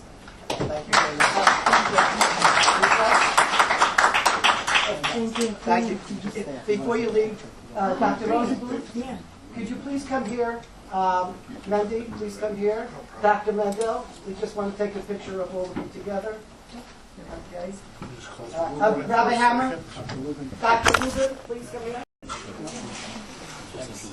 Hi, I'm Good evening. My name is Rabbi Yochanan Ivri. I'm a member of the Chaplaincy Commission of the Igud HaRabbonim, Rabbinical Alliance. It is my distinct pleasure and honor to introduce Dr. Adam Rosenbluth, cardiologist at Lenox Hospital. I could be the worst speaker you've ever heard, and you were like, why did I clap for that guy? I'm a cardiologist, but I have the true honor and blessing of having taken over an internal medicine practice from my father and my grandfather. So I'm the third generation in the office, so I carried on their tradition of internal medicine, and I added to that cardiology. When I was asked, and thank you very much for inviting me, when I was asked to come in and speak today, the introduction I got, and correct me if I'm wrong, is that you, like all of us in medicine, devote our lives to taking care of other people, and as a result, we often forget about taking care of ourselves. And so some ideas about taking better care of ourselves, but of course, we spread that out to our community. I always ask I have 6 women in my practice over 100. I have more guys in their 90s I can keep count of. I have 2 guys who, if they make it to 100, will be crawling over the finish line, but they're both at 99, so we'll see. And I always ask them, what can I learn from you that I could teach to my other patients, learn myself, so that I could be a better doctor? And that's really what I'd like to share with you today. So I'm here as a cardiologist. I'm going to go through some, I think, very, very cool new stuff that I think is relevant to our community. But I also want you to know, if you want to interrupt me, Adam, I have a quick question, or can you elaborate on something, just raise your hand or jump right in. I call this an update on diabetes and the risk of congestive heart failure. It's really more of an update on diabetes and heart disease together. Most of you in the room have grown up knowing that diabetes is considered a cardiovascular risk equivalent. What does that mean? That means that if you and I go out in the community and somebody says, oh, I have diabetes, we should pretend in our mind that they've already had their first cardiovascular event. If we hold them to that standard, then they are less likely to have their first cardiovascular event. So we have higher standards for people who got diabetes that are similar to the standards of people who've already had a heart attack, bypass, stent, etc. Well, as many of you may know, approximately 20 years ago, there were some new drugs that came out for diabetes. We were really excited because the drugs that we had traditionally were old. We used to joke that we were treating people to fail. And we needed drugs that actually preserved the function of the pancreas, helped people to live with diabetes longer. And out came these 2 drugs. And one of them was called Actos, and one of them was called Avandia. You don't need to remember the names, but it's an important point in the history of the timeline of cardiology and diabetes. Because a few years after those drugs came out, and we jumped on them with reckless abandon, we were so excited to have these new medicines in this old world of diabetes, that they really took the market by storm. Unfortunately, within about 5 to 10 years of those drugs becoming available to us, we started to see some complications related to the heart. And in fact, we started to see more congestive heart failure. And anytime we diagnose congestive heart failure, we diagnose death. There are people with congestive heart failure who die. We're going to go into heart failure a little bit more in a moment. As a result, the government said all new diabetic drugs that come out have to go through cardiovascular safety testing. It's sort of typical overreaction of the government. They think like, no other drugs that have to do it, but diabetes had to do it. Well, interestingly enough, it turned out to be a really good thing because we've done a lot of this research over the last 10 to 15 years. And as you might imagine, when you're looking for cardiovascular safety, you're not looking for high blood pressure and high cholesterol. You're actually looking for heart attack, stroke, bypass surgery, stent. Things that either kill people, hurt people, and or cost our country a lot of money. So when they looked at those things, and they compared how often they happened in people on these new drugs versus people on the standard of care, we dramatically reduced them. This is a really big deal for you and me and our community. It's a big deal. Diabetes is epidemic in our society, as many of you know. I heard your last question about medical conditions and having to eat properly for them. I took over an amazing diabetes practice from a wonderful old, I'm here and I'm at Mount Sinai. This was a big Mount Sinai doctor. His name was Stanley Mirsky. And he had a large Orthodox community that he cared for, that I now care for. And you can literally chart their diabetes according to the holidays. Whenever the holidays come and after they pass, their diabetes are totally out of control. And they will come in and say, it was the holidays, as if that's an excuse for them to have not taken good care of themselves. And I know that you would not wish that on anybody, and I try to explain to them that the holidays are no excuse for taking a disease like diabetes not seriously.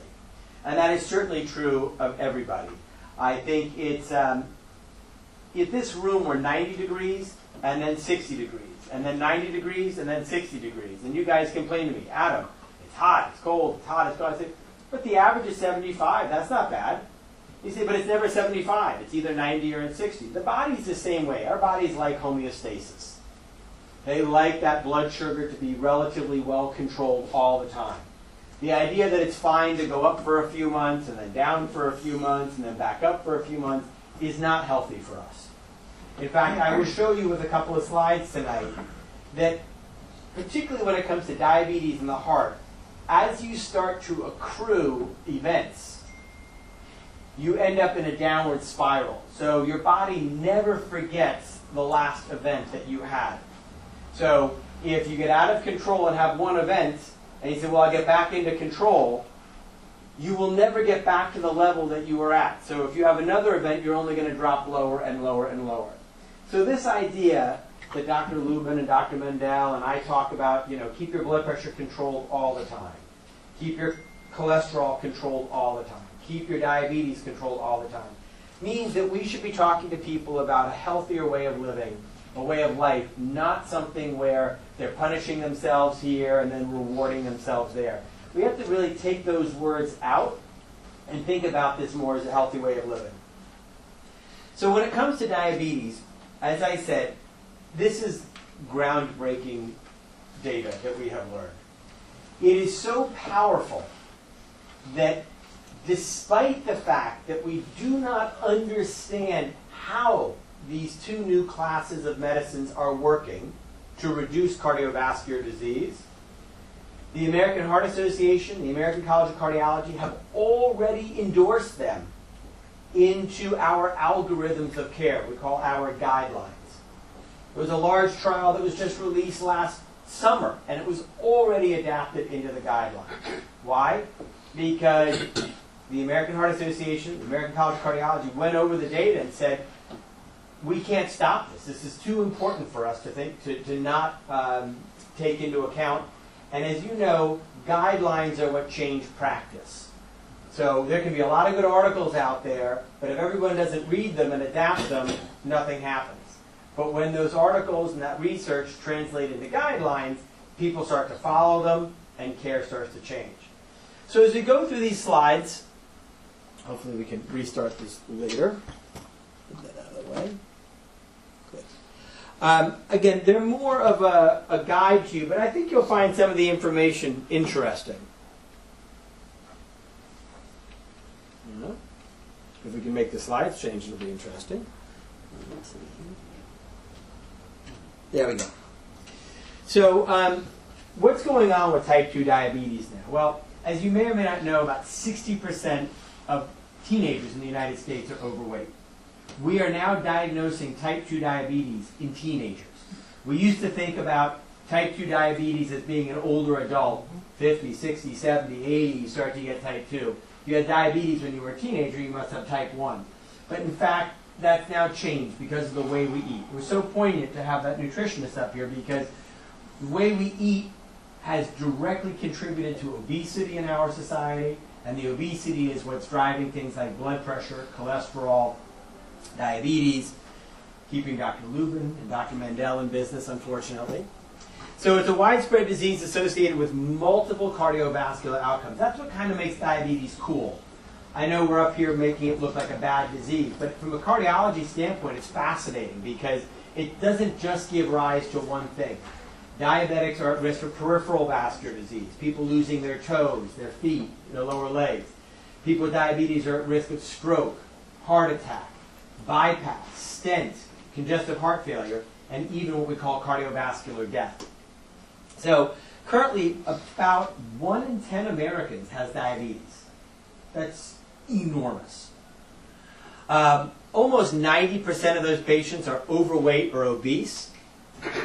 The majority have a blood pressure that's above the recommended, and these are, I don't know if you followed, and I don't want to waste your time. Blood pressure recommendations have kind of bounced all over the place. Many of you will hear less than 120 over 80 is appropriate.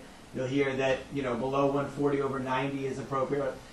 In the past, we wanted everybody below 140 over 90. We have now identified certain groups that we would like lower. Basically, we'd like everybody below 120 over 80, but we're not going to start therapy until they get above 140 over 90, unless they have a predisposing condition. Diabetes, we'd like below 130 over 80. So it basically 140 over 90 still remains a cutoff for the diagnosis of high blood pressure. Almost half of what we call end-stage kidney disease, or dialysis, is related to diabetes. And about 50% of people with diabetes may develop heart failure, according to the American Diabetes Association. That bullet in the lower right-hand corner, I'm sure every speaker who's had the privilege of speaking with you guys today hopes that you'll remember one or two things. I hope that that lower right-hand corner is one of the things that you will remember. Heart failure is a terrible diagnosis for us to make. It has a 5-year, 50% mortality. That's deadlier than most cancers that we diagnose. It's the leading cost center for Medicare in the United States, longest length of stay in a U.S. hospital, and the leading cause of hospitalization for people 65 and older in the United States. So when you hear about heart failure being a bad disease, say yes, okay, sure, we all know that. But then when you recognize that 50% of patients with diabetes may develop heart failure, now you start to put together a link that's important for you and me and for our community of diabetes leading to heart failure and what we could do to prevent that from happening. So my objectives, and again, I'm going to go through the slides relatively quickly because it's really about a consistent message, but I'll sort of reiterate it with the different slides. I'd like you to understand the scope and the impact of type 2 diabetes, focusing on the risk of heart failure. I'd like to provide an overview of heart failure and the risk factors for heart failure that are unique to diabetes. Discuss how to assess risk and improve diagnosis of heart failure in people with type 2 diabetes in the primary care setting. This is a good message for us to get out. And recognize that renal and cardiovascular disease are closely interconnected with type 2 diabetes. So, when we think about diabetes, it's an interesting disease. Again, I know everybody thinks when you say a disease, we should just call it a bad thing, but diabetes is fascinating because not only is it a process that damages multiple organs in the human body, it's one of the few conditions that you and I can actually work on to make our patients, our community, healthier. So if you see somebody starting to become a diabetic, or you see somebody, listen, you're overweight, I've noticed you're continuing to gain weight. Have you been screened for diabetes? Have you gone to the doctor? You should be screened every year for your diabetes. If you have been screened, are you aware of the risks that are associated with it? What do you mean? Diabetes affects the pump, so it affects the heart. It affects the plumbing, all the arteries in our body, and the filter, the kidneys. Multiple organ systems involved, all of which will continue only to get worse if diabetes is not treated, but can actually get better if we improve our diabetic control. So heart failure, atherosclerotic coronary vessel disease, and kidney disease. People with type 2 diabetes are at greater risk of developing heart failure and being hospitalized due to heart failure. It wouldn't be such a big deal, except that the number one predictor of death in heart failure is being hospitalized for heart failure. I don't know if you know this, but at hospitals, we are penalized if we diagnose somebody with heart failure, we admit them for heart failure, discharge them, and they come back within 30 days, we get in trouble. Why? You don't get in trouble if somebody gets diagnosed with diabetes and gets admitted and they come back, or pneumonia and come back. I have a guy upstairs with asthma. If I discharge him tomorrow and he comes back in a week, nobody's going to care. He might care, but nobody else is going to care. But I admit somebody with heart failure, discharge them, and they come back within 30 days, the hospital is actually dinged for that. They are penalized for that. And it's because it is a predictor, not only is it a huge cost center for our system, but it's a predictor of death. You may have people in your community say, oh yeah, I have heart failure. First question you ask is, have you ever been in the hospital for it? Kind of like asthma or emphysema. They say, no, I've been fine for years, that patient's doing great.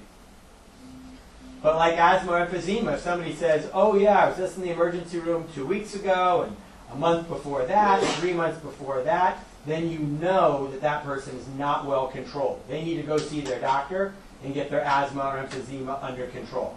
It's the exact same thing with heart failure. Somebody says, oh, I was told I had that years ago, but everything's fine, that's great. But if you think about heart failure, what's interesting, the greatest drug that we have had in terms of a trial and getting good results, the greatest drug in the history of heart failure is a drug that relatively recently came out. We have it available now. It's a drug called Entresto. You don't need to memorize that. What you need to know is that the reduction in morbidity and mortality associated with that drug, greatest drug in the history of heart failure. You think, oh, it must have been like a 75% reduction in morbidity and mortality. No. 60? No. 50? No. It was a 40% reduction in morbidity and mortality. Now, from a cardiology standpoint, that's amazing. But for somebody who's got heart failure to know that the best drug in the history of heart failure only reduced morbidity and mortality by 40% is a little disappointing. So the whole goal of heart failure is to prevent it from happening in the first place. So again, my main message today is to remember that diabetes can cause heart failure. If you know that pathway, then you can either A, diagnose it earlier, or B, perhaps prevent it from happening in the first place, because progressing with heart failure is a bad thing. Patients with type 2 diabetes are 2.5 times more likely to develop heart failure than people without diabetes. In medical terms, that's a huge number, 2.5 times. The risk of hospitalization from heart failure is about 30% higher in people with type 2 diabetes than without. The prevalence of heart failure in patients with type 2 diabetes is between about 10 and 20%. So somewhere between 1 in 10 and 1 in 5 diabetics will develop heart failure. The average cost of a hospitalization for heart failure in the United States currently is $23,000. I think it's a little more expensive here in New York, but just gives you an idea when people complain about the cost of medical care. Preventable. Diabetes adds a constant risk of heart failure, independent of age. So what you see in red is diabetes. What you see in the gray is not diabetes. This is a technical slide. I don't want to waste your time on the technicality. The left side is what's called prevalence, and the right side is called incidence. These are two different ways to look at diagnosis. One has to do with age and recurrence. And basically what you'll notice is no matter how we look at this data, if you're a diabetic in red, throughout your life you're always at greater risk of developing heart failure. It's not like, oh, when you were younger you were at higher risk. It literally, the risk is maintained proportionally throughout the life of being a diabetic. So no matter how old you are with diabetes, you are still at a markedly higher risk of heart failure. There's a high prevalence of undiagnosed heart failure. So again, that one thing I want you to think about heart failure, but we'll expand a little bit on it, particularly for our community, to think about the lack of diagnosis. Why? Because as I said, heart failure is deadly. So if you've got a deadly disease that you can't do anything about, I don't know how much I want to get that diagnosed. People coming in all the time, oh, I heard about some new test for Alzheimer's. Unless Dr. Lubin and Dr. Mandel have something to share with me right now about some new treatment, I don't necessarily know that I want to get diagnosed because it's not going to make a big difference in terms of treatment. But in terms of diabetes and heart failure, there's huge treatment options that you and I have. With the medications that I'm referring to, and I'll elaborate more on in a moment, we can potentially avert heart failure. If we diagnose heart failure, then we can actually improve outcomes, and improve outcomes rather dramatically. So we'll get into some recommendations in terms of how to diagnose it in a moment.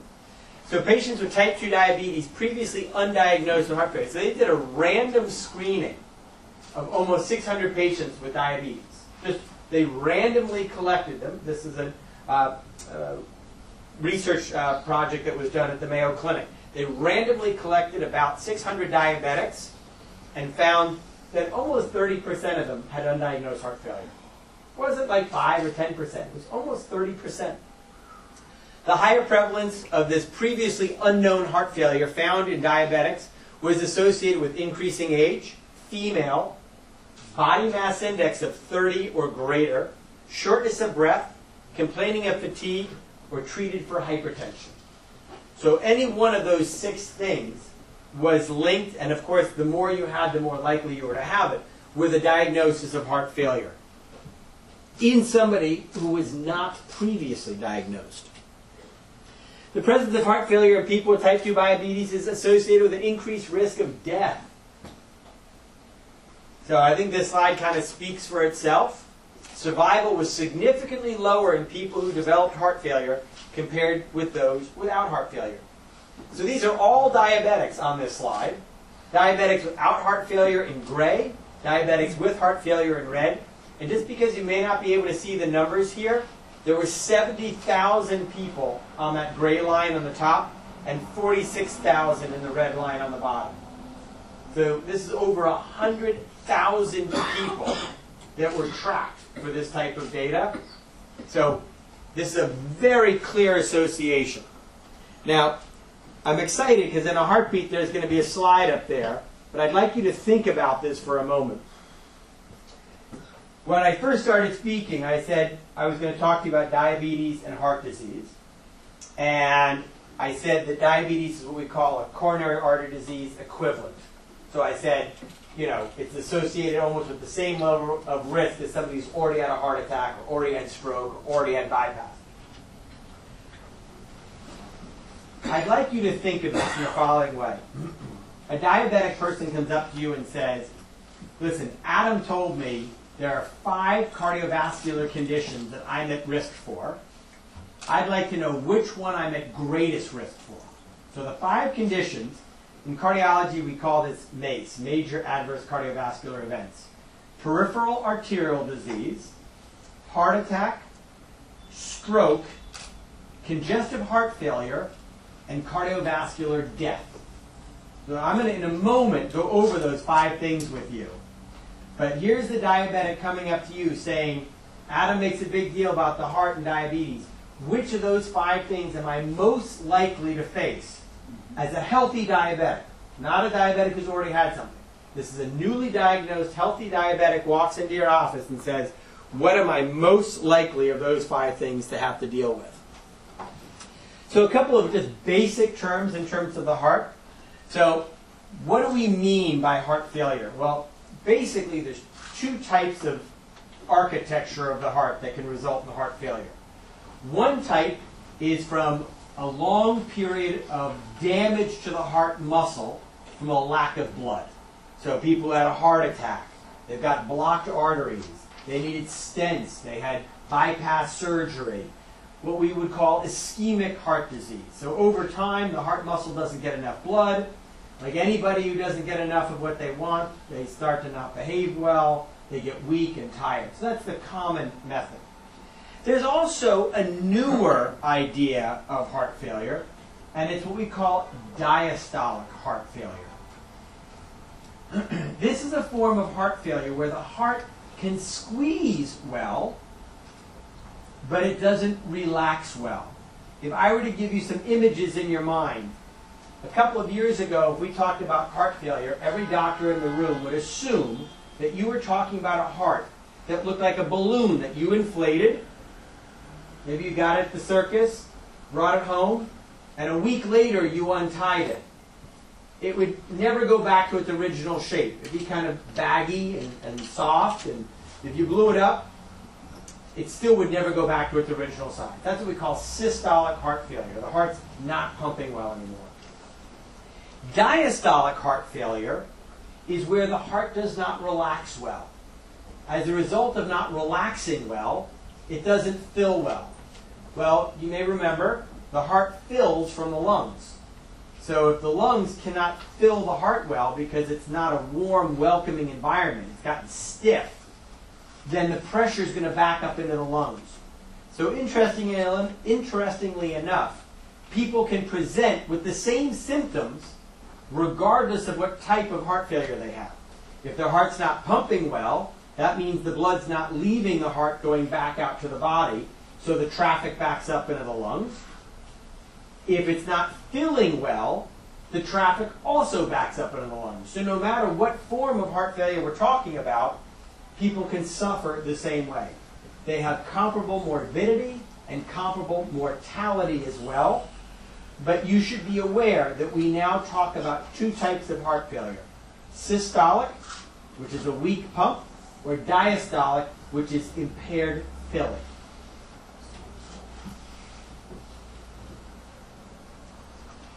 In very simple terms, a normal heart function is a contraction of greater than 50%. So if the heart fills up with 100 milliliters of blood, we expect at least 50 milliliters to leave when the heart pumps. If it pumps less than that, we say the ejection fraction is down. Again, that's a sort of a traditional thought process of heart failure. Now we talk about diastolic, where the ejection fraction may be normal, but they still have heart failure. And I see this every day. I lecture probably once a week on cardiovascular disease, and people will tell me all the time, like, oh, I had a patient, they came in, they were short of breath. And when they came in with their shortness of breath, I got an echo thinking maybe it was their heart, but the pumping function was normal, so it couldn't have been their heart. And I say, no, you're wrong. Maybe they had that diastolic dysfunction, that heart that didn't relax well. So hospitalizations for heart failure are on the rise, particularly in the diabetic community. This is a fascinating slide, at least to me, because it breaks everything down for you in terms of cardiovascular death or heart failure hospitalization. This is what I call a concrete slide. So the highest risk of death is if you have diabetes and a low ejection fraction. The next is diabetes with preserved ejection fraction, that diastolic that we just spoke about. A little bit below that is no diabetes but heart failure. And then at the very bottom is no diabetes and normal heart. So if you look on this slide, it's amazing how concrete it is. If you've got diabetes and a bad ventricle, you are at about 3 times greater risk of death. It's nice for me because you see normal is really that dotted gray line at the bottom, and then just increments of how bad diabetes is when it comes to heart failure. Major risk factors: obesity, hypertension, bad cholesterol, advancing age, sleep apnea. I don't think anybody gave a talk on that today, but I'm sure you're all aware of apnea and what a big deal it is. You know, if you know that somebody, or you hear that you are snoring during the night and sometimes you almost choke and stop breathing, that's what we call obstructive sleep apnea. That's a direct risk. Then we talked about heart and kidney disease. What are some of the symptoms of heart failure? Shortness of breath, fatigue, trouble sleeping, coughing at night. And then on the right are what the doctor may see. This is what I mentioned to you earlier about the way heart failure accumulates over time. So you can see each dip in this curve is an acute event. But with each acute event, you never come back to where you were beforehand. That's why this is such an important diagnosis to make. There are blood tests that we can do. So it's not a bad idea if you're going to see the doctor and you want to make sure that you got your sugar checked. Say, oh, am I a diabetic? Am I at risk of becoming a diabetic? And you hear the answer is yes. The next time you're at the doctor, you may say, what about any special blood test to look at my heart? We call it BNP or pro-BNP, but you just need to know there are blood tests that we can do to look at this. You are 6 times more likely as a diabetic to die if you have chronic kidney disease. So again, if there was nothing to do about it, we'd make a big deal about it. We wouldn't make a big deal about it. But because there's so much we can do to protect the kidneys, we make a big deal about it. 26% of patients with type 2 diabetes have diabetic kidney disease, resulting in a reduction in kidney function. In the interest of time, I'm going to skip over this slide. So it's important to identify patients early. So A, I hope that everybody knows to get yourself screened for diabetes every year. And age, as I emphasized earlier, is no longer, there's no cutoff. Type 2 diabetes remains an independent risk factor for heart failure and hospitalization for heart failure. More than 1 in 4 patients with type 2 diabetes has undiagnosed heart failure. Heart failure occurs in type 2 diabetics, both subtypes that we talked about, increasing morbidity and mortality. And people with type 2 diabetes are at increased risk of kidney dysfunction, which eventually could also contribute to an increase in cardiovascular events and hospitalization. So this is my last slide. This is what I wanted to show you. So if you look here, and I apologize, the type's a little bit slow, a little bit low, but the number one thing a diabetic is most likely to present with from the standpoint of heart disease is peripheral arterial disease. About 16% of people who are diabetics, that'll be the first thing that they get diagnosed with. Everybody thinks about heart attack and stroke. No. Number 2 is heart failure. This is new. We are literally talking about this topic this year. We didn't talk about this 2 or 3 years ago. Heart attack and stroke are about equal at about 10 to 11%. Cardiovascular death is at 4%. So this is a wonderful way to summarize our conversation together because it highlights how important the risk of heart failure is to diabetic patients. It also highlights that it's something that we can diagnose, that it's often present before we know it, that you're not going to have a warning sign. Often if you get the warning sign, it's been around for too long. So not only do we know that we're at risk for this if we're diabetic, but we want to now actually proactively go out and get diagnosed with it rather than wait for something to happen that would make it more obvious.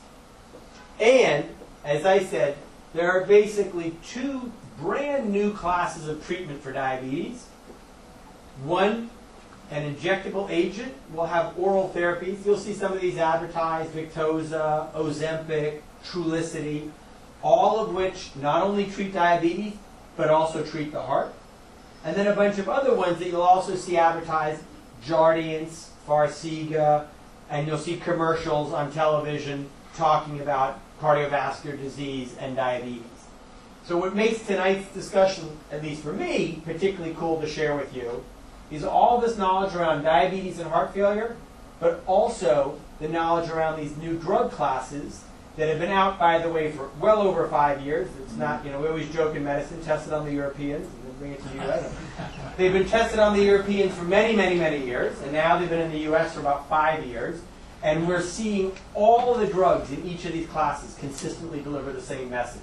So there's no flukes. This is a consistent message that I mentioned earlier has changed guidelines. So with that, I thank you for your time and attention. Does anybody have any questions? Yes, sir. The reference between AF and diabetes. What is the... AF being atrial fibrillation. So atrial fibrillation is an electrical disease, and it's a very good question to ask because it turns out, I didn't want to get too scientific, but what diabetes does to the heart is it increases scar tissue in the heart, fibrosis. And not only can the heart muscle develop fibrosis, not only can the heart arteries develop fibrosis, but the electrical system can. So there's an increased risk of atrial fibrillation in diabetes.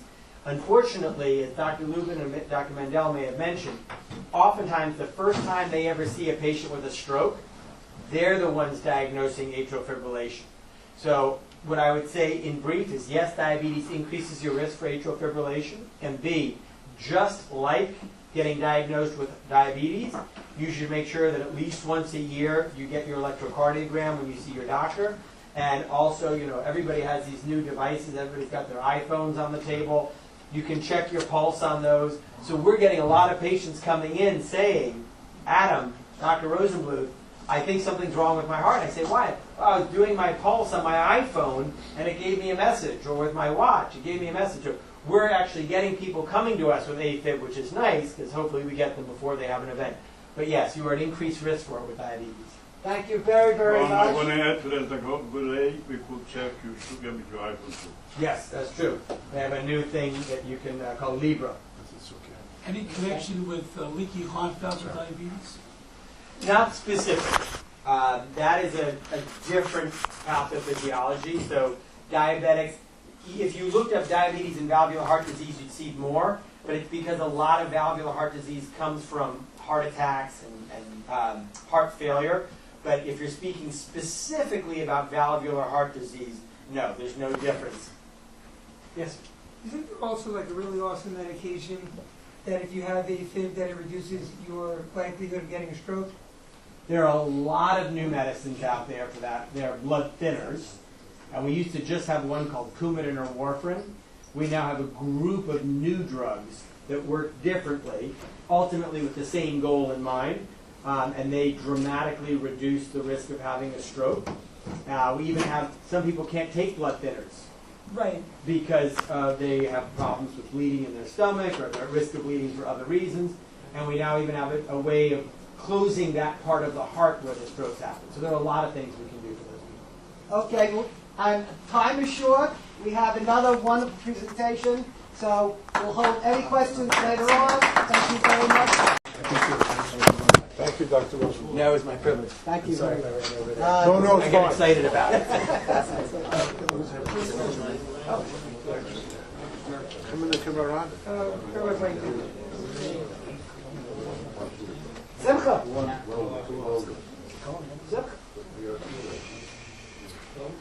One, two, three, one more. Thank you very much. Excellent presentation. A plus.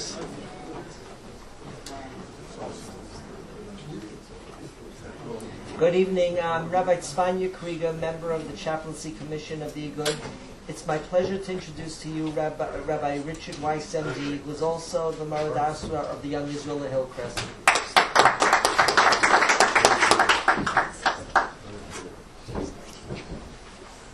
Just like to add one thing. I had the privilege to have worked with Rabbi Weiss as a chaplain in Colombia. Just a quick misa that had happened. We had a patient who was very ill, and I needed someone to ask. The family needed guidance in halacha, and Rabbi Weiss was available and actually spoke with the mishpacha for over an hour with their physician, and Baruch Hashem, everything was resolved. So we're very fortunate to have someone like him around, and you can try to get to know him afterwards.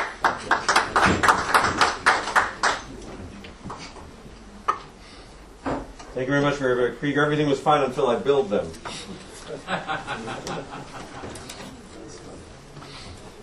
I just want to thank Rabbi Blank for inviting me and for all the work that he's put into this, together with Rabbi Hammer. want to thank National Council and the Rabbinical Alliance of America. I want to, of course, the Sanya, the host, we have from Lenox Hill, and particularly Rabbi Silverman, and Dr. Mandel. Appreciate your talks. Dr. Lubin was here, and the other, Dr. Rosenbluth and Ms. Hartog. So I want to acknowledge all of them. And I wanted to apologize in advance. I may have to leave early before the end of the conference in terms of being able to be here for questions and answers. If something came up earlier today, I will check on it after the session, and then I'll be able to know for sure. So I apologize if I can't stay through the rest of the evening after the tour, or for the tour and afterward. But for now, let's move on. I'd like to discuss from a halachic perspective, from a hashkafic perspective, philosophically, theologically, halachically, the obligations, requirements, mandates, necessities of clergy, ourselves, to take care of ourselves, and to perhaps based on the principle, though not specifically applicable in this case, but that there is a certain prioritization of ourselves. It was mentioned before as well. Dr. Mandel gave the example of the oxygen mask. So I want to draw your attention to a couple of articles that I think you'll find interesting. Two of these articles, a couple of these references, actually, I did not find myself. Last week was the Rabbinical Council of America conference, and they had these in their booklets, in the handouts. There's a very nice article entitled "Occupational Distress and Health Among a Sample of Christian Clergy," published as part of Pastoral Psychology. It was printed and published online. It's the author's Benjamin Webb. You can find it on the web. But Benjamin Webb is the author. Just to briefly read to you a little bit, there was a study done regarding the occupational distress, physical, mental health behaviors among clergy. A sample of full-time Christian clergy, 221, completed a questionnaire that included the following scientific assessment method called Clergy Occupational Distress Index. Clergy Occupational Distress Index. So you can look at that article. There's another article that was entitled Clergy Wellness, an assessment of perceived barriers to achieving healthier lifestyles by a number of authors, published in 2016, Journal of Religion and Health, Clergy Wellness. One of the things that's mentioned in this that I think we can all relate to is lack of family time was the most frequently reported personal barrier to achieving a healthier lifestyle. An unpredictable work schedule was reported as the most frequent professional barrier to achieving a healthier work style. That's two. There was also an interview done on NPR radio back in 2010 that you might find interesting. Look at it. It was titled on religion on NPR. Clergy members suffer from burnout, which was mentioned as well by Dr. Mandel. Clergy members suffer from burnout and poor health. And there was an interview done regarding that as well. Wanted to add to those, as per the RCA, wanted to add to those. There's, I don't know if it was a symposium reference, but you can find it online. If you Google Holston.org, HOLSTON.org, Holston.org, there's a paper presented, some 50-page paper. And what's interesting about that paper, just from our perspective, to put our discussion into a certain context, is that they have 4 sections that they address in that presentation. One is the emotional well-being of clergy, physical well-being of clergy, intellectual well-being of clergy, and spiritual well-being of clergy. So if you think about it for yourselves, if you want to assess your own kind of well-being in those 4 parameters or those 4 spheres, emotional, physical, intellectual, and spiritual, that might be something of worthiness as well. Aside from that, I really wanted to focus more on a halachic discussion about one's obligation, lack thereof, perhaps preference to, as we'll see in terms of how the Torah, how the halacha looks at one's responsibility in terms of taking care of oneself. And I want to give some specific examples and discuss some specific interesting perspectives. So first thing that I wanted to mention is that there is a wonderful work in halacha and refuah that I'm sure you're familiar with, written by Rabbi Dr. Professor Avraham Steinberg, pediatric neurologist at Shara Tzedek. He was actually at the RCA conference last week. He comes in a lot. So he wrote a very important work. It was originally 6 volumes, it's a 7-volume work called Encyclopedia Halachatit Refuit. It's been translated by Dr. Fred Rosner, but it's Encyclopedia Halachatit Refuit. So he has a whole section on Riyut, on health and well-being, and he has a little section that talks about the difference of opinion amongst Rishonim and Achronim as to whether it's appropriate or inappropriate to interpret certain mitzvos in the Torah as having a component of promoting health and well-being. There is a major group of Rishonim who feel that a secondary aspect of many mitzvos in the Torah were designed to promote health and well-being. And there's a group that opposes that approach, and that's not at all what it's about. One of the preeminent Rishonim who's of that opinion is the Ramban.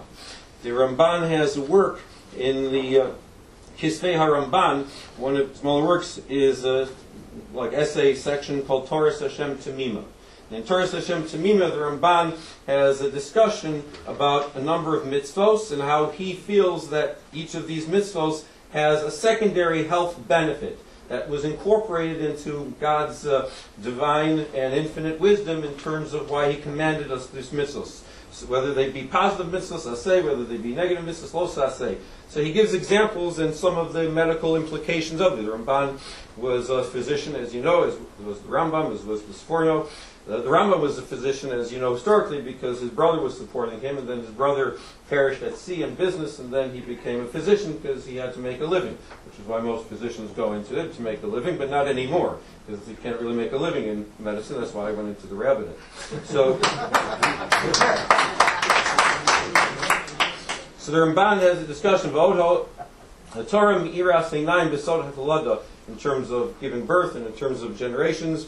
She'asr Lon Mixas Behemoth, it forbid certain animals, certain things in terms of nutritional aids. So one of the examples that the Ramban gives of a category of prohibition of Isser in the Torah that has a medical associated either negative disadvantage and therefore it's prohibited is the example Anish Savur Sheyesh Lam Hezek. He says that about certain behemos, v'chein hadagim, the non-kosher fish that is prohibited in the Torah, he feels has an associated medical disadvantage, harm, potential detrimental effect, those fish items that are prohibited by the Torah. And he says that these have an effect on reproductive ability and whatever other health perhaps that he might suggest. I think reproductive. So that's an example of a preeminent Rishon who's of the opinion that whether the Torah promotes, requires, mandates that we take care of ourselves in health, in addition to spiritual, is the fact that according to the Ramban and others, there is an intrinsic aspect to many mitzvos that, well, not necessarily the primary, certainly not the primary reason for the mitzvah, but an important secondary incorporated reason was to promote health or to prevent deleterious effects. And one example is Doug Tomei. So that's why I think that's how they interpret. I don't know if he quotes here, Dr. Steinberg quotes the pasuk, I think in Shminim, when it talks about non-kosher fish, the Torah uses the term vinit mesem, or fish or non-kosher vinit mesem. So vinit mesem there, one of them appears without an aleph. It's chaser aleph. It's vinit mesem without an aleph. The reason is because then you can read the word not just vinit mesem tuma, but vinit mesem from timtum. Timtum like timtum halev, which means basically having an ischemic event that Rosenbluth was talking about, having kind of blockage, obstruction in the cardiovascular system. That's timtum halev. So the Gemara the concept of timtum halev refers to more metaphysical, talk about something that has a negative effect on one's soul. But they interpret that there's a certain aspect of actual health that can be generated from mitzvahs. So the question is, what is the source in the Torah that says that we have to protect ourselves in terms of taking care of our health, in terms of particularly preventive, in terms of screening, in terms of having whether screening for diabetes, screening for other things we'll come to, in terms that we understand, we know that there are many basic principles in the Torah that if a person is in a state of potential threat of life, so we know that we suspend Yom Kippur, we suspend Shabbos, we suspend just about everything in order to prevent loss of life. So we know how important that is. The Rambam has a very beautiful description in Hilchos Shabbos about the ways of the Torah, Noam, and not Achazarios, in terms of suspending Shabbos to save life. Know that, but is there a specific mitzvah in the Torah that requires us to take care of ourselves, to be involved actively in preventive medicine in terms of healthy lifestyle, eating style, and the like? So we know the Rambam has a major emphasis on that. The Rambam incorporated it into his Yad HaChazaka. The Rambam wrote Yad HaChazaka over a 10-year period of time, and in Hilchos Deos, as you know, in Perek Gimel, and Perek Dalet, and Perek Hey, the Rambam has a whole discussion. He has a more expanded discussion in other works that he's written, but here he has a discussion about health, a lot of focus on nutrition. He also talks about exercise and the importance of exercise. We're going to come back to one part of that Rambam toward the end, but we know that the Rambam certainly has a major... Pardon me.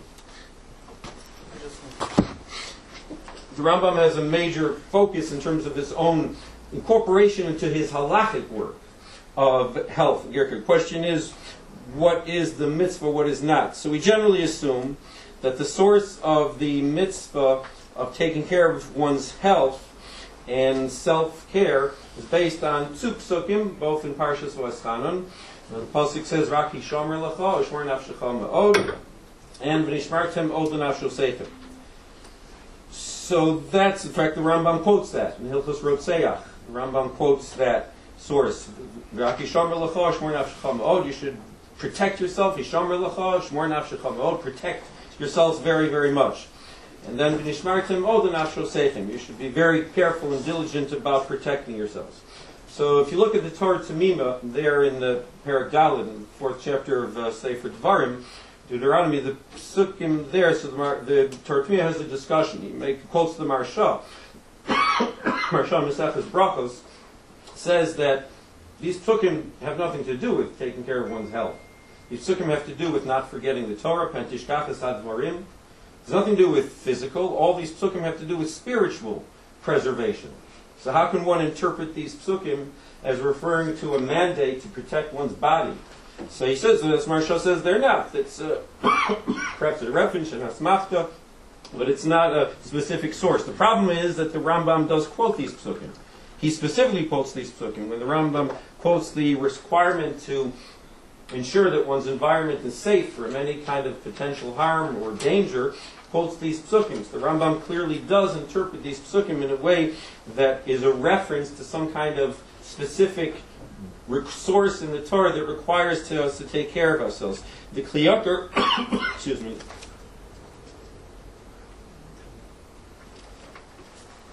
If you look at the Kliyakar there in Devarim and V'Eschanan, Kliyakar has a very interesting interpretation of that pasuk. He says you divide the pasuk into two parts. Raki shomer lecha, cause, u'shmor nafshecha ma'od. The shomer lecha, says the Kliyakar, is Hainu Shmiras Haguf. That's a reference to protecting one's physical being. Hishomer Lacha. For yourselves. Ushmor Nafshecha Ma'od, he says, refers to Shmiras Hanefesh, one's spiritual well-being. And he says that when it comes to protecting one's physical being, it just says Hishomer Lacha. Be careful. When it comes to protecting one's spiritual well-being, it says Ushmor Nafshecha Ma'od. Be exceptionally careful or protective. So the Kliyakar says that's because the necessity to protect one's spiritual well-being is a greater necessity. It says that tzorech ha'adam lihisaher beyoser mibshmiras haguf l'chein amar shmor nafshecha me'od. That perhaps the risks are greater in terms of spiritual well-being than in terms of spiritual, and therefore one has to be particularly meticulous in protecting one's spiritual.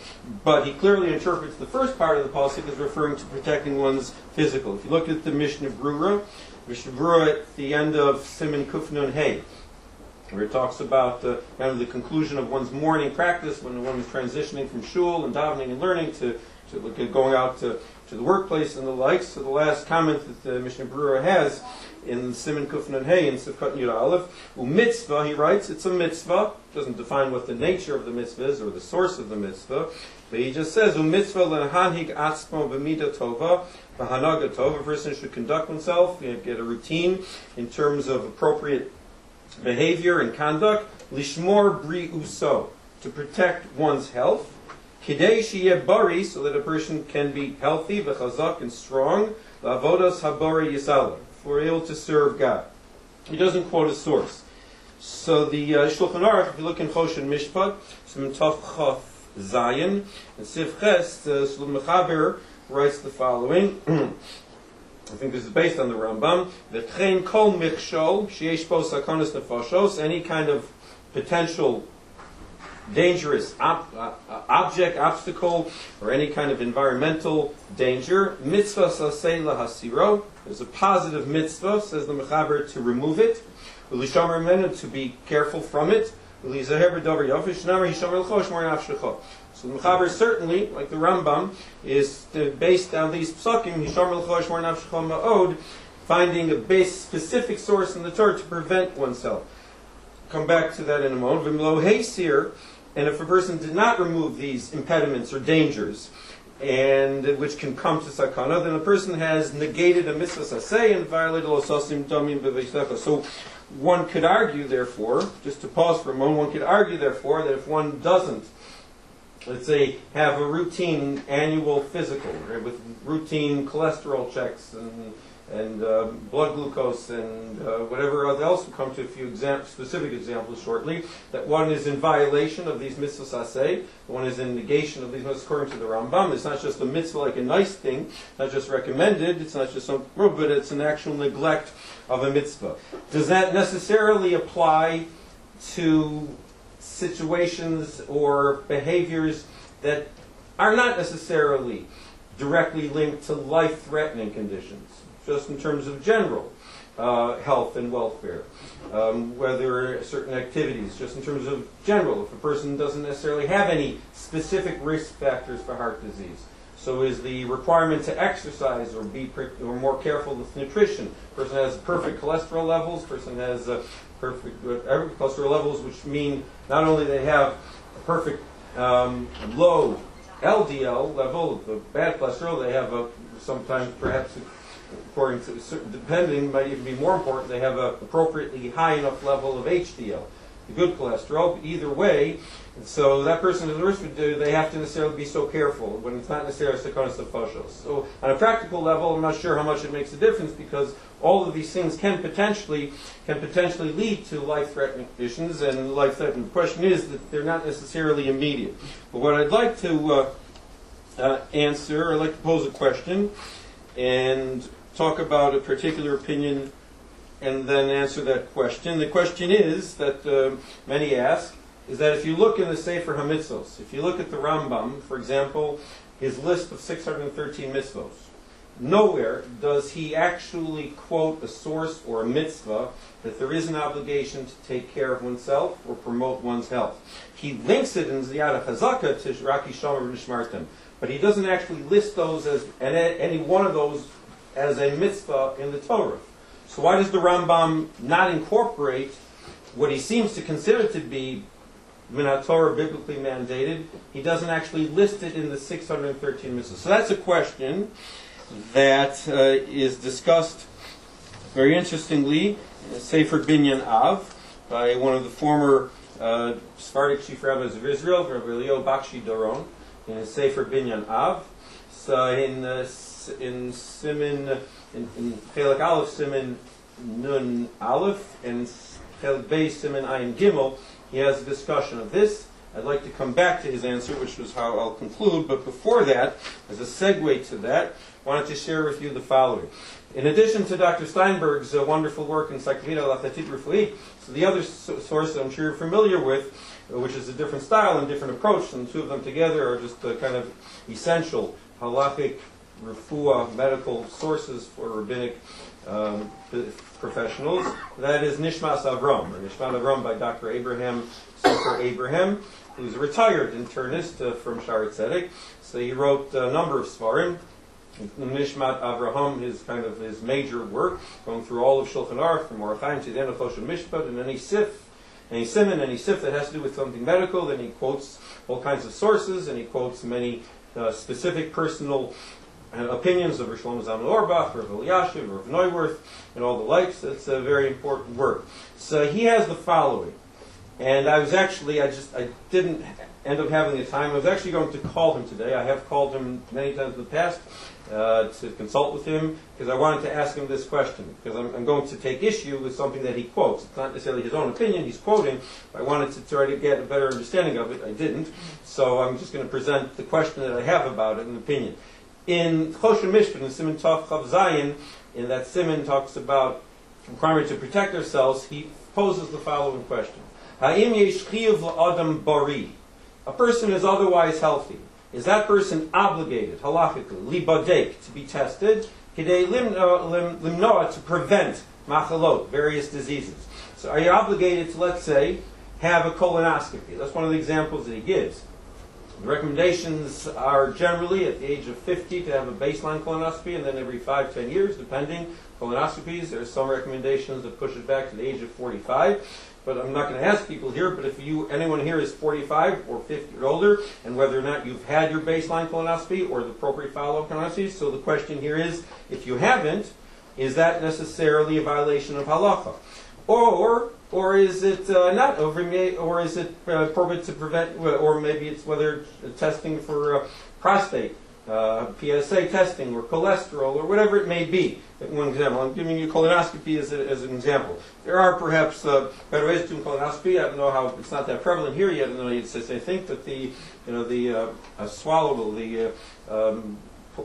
the camera size that was developed in Israel finally did receive FDA approval the last couple of years. So that's his question. So this is his answer. So I don't understand this answer. I don't understand it, but I'm going to share with you. He quotes the answer from Rosh Shlomo Zalman Auerbach, which is also one of the reasons I don't understand it, because if you read Rosh Shlomo Zalman Auerbach, this seems to be not consistent with generally Rosh Shlomo Zalman Auerbach's approach. In any case, his answer is as following. Is there an obligation to heed the advice, the medical advice, preventive medicine, and all the screening, or is it good advice, but not necessarily halachically mandated? So he says, Shemati, may I go to Shlomo Zalman Auerbach Zatzal, as well as Rabbi Rav Neuwirth. He wrote this when Rav Neuwirth was still living, from Shmir Shabbat L'Chasa. She'ein kol chiyuv. There is no absolute a priori obligation. She'adam yitzayet l'hamlatzot ha'ila. That a person must follow these medical advisory considerations. And uvadai, and certainly so, imhu mefached mehabedikto, if he's afraid of these tests. Why is a person afraid of a blood cholesterol level? Maybe colonoscopy, a person can be a little anxious, yes, that's true. And that's what he says. Yes, but the Mechaber says that you're obligated to remove any potential hazard that's life-threatening. So why is that the case then? If a person actually has the beginnings of colorectal cancer and doesn't do the screening, then that colorectal cancer, by the time it is diagnosed, will probably have metastasized. If a person does have high cholesterol, so what is that? How do you explain that? So he says, Mashim Muva Shulchan Aruch, that you have to remove any potential health hazard or risk. That's when it's Sheyesh Mikshol Mamashi Befanav. When there's an actual danger right present now. So again, I didn't understand that, because if the person actually has beginnings of colorectal cancer, then it's there. The person doesn't know it. But why does Allah say you have to be aware of it? If a person has hypertension, high blood pressure, that's the nature of hypertension. It's a silent killer, high cholesterol. So I didn't understand this. I don't understand it. Because it seems that it should be absolutely required. And the reason for that, and this is how I'll conclude, is because of the way Rabbi Leo Bakshi Doron explains the answer to the question, how come the Rambam doesn't list the requirement to protect one's health as one of the Taryag mitzvos, the 613 mitzvos? So he answers in a very fascinating suggestion. He says that there are certain mitzvos, he says, that, based on the Rambam, that's what I wanted to quote. The Rambam writes, in the beginning of Perek Revi of Hilchos Deos, Hol v'heyos haguf bari v'shalem midarchei Hashem hu. That a healthy body is part of being divine. It's part of kind of imitating God. Mahu afata. And Rambam goes on to say that a person can't function religiously without having a healthy body. So he says that the reason for this is just like the Ramban explains the Bahag's opinion. Bahag's opinion is that there is no commandment in the Torah to believe in God. Mitzvah of Munah, Rambam's first mitzvah in the Taryag mitzvahs is the belief in God. So Bahag deletes that. There's no such mitzvah. So the Ramban explains because according to the Bahag, that's a fundamental principle that it's a prerequisite to Taryag mitzvahs. Taryag mitzvahs are 613 technical obligations that a person has to manifest. If a person doesn't believe that God exists, then all the 613 mitzvahs fall apart. So he says that's the Rambam's opinion as well. That the requirement to protect one's health is so fundamental that it's not a specific mitzvah, it's a prerequisite to the entirety of Torah, to the entirety of Judaism, to the entirety of any being practiced. That's why the opinion that Dr. Abraham quotes from Shlomo Zalman Auerbach is more difficult for me to understand because of the fact that it's so fundamental that according to Rambam it's not even a mitzvah. It's so absolute. It's like emunah in Hashem to take care of one's health. Just wanted to share that. Maybe some MChayil monthly. Colorectal cancer.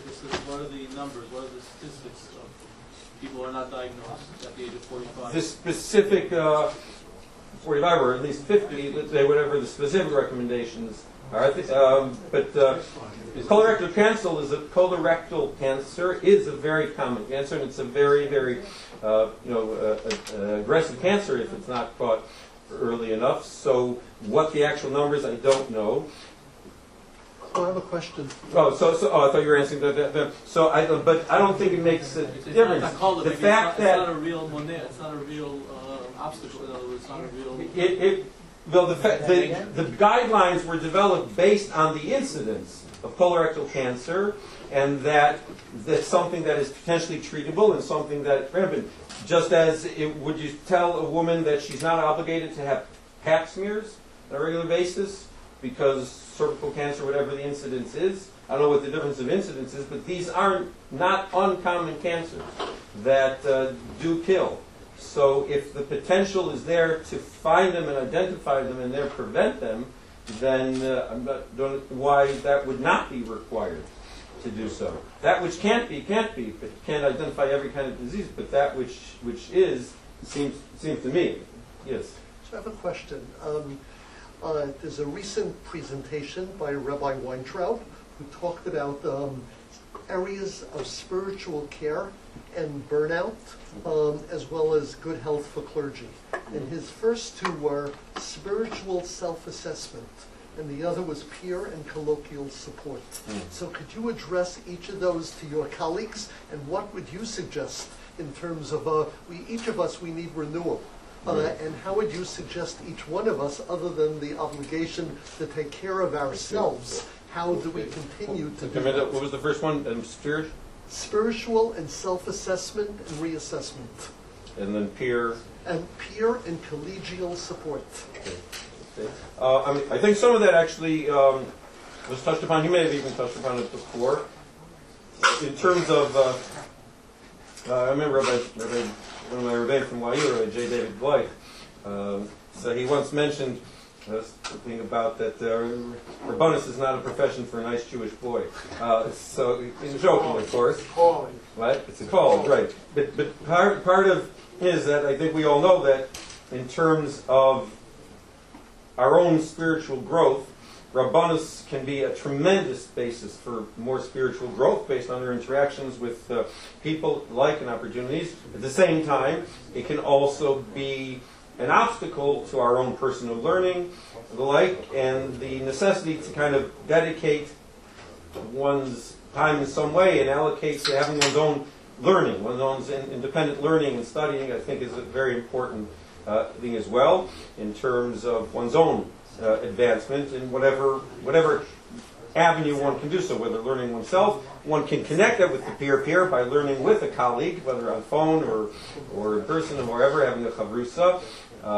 That's possibility. But, also the peer-peer, certainly, whether this forum or other forums where rabbis can get together and discuss, whether it's through emails or online or in person, is obviously optimal. To be able to have a colleague, at least one colleague that one can kind of discuss things with, whether it's personal or professional, I think is very important.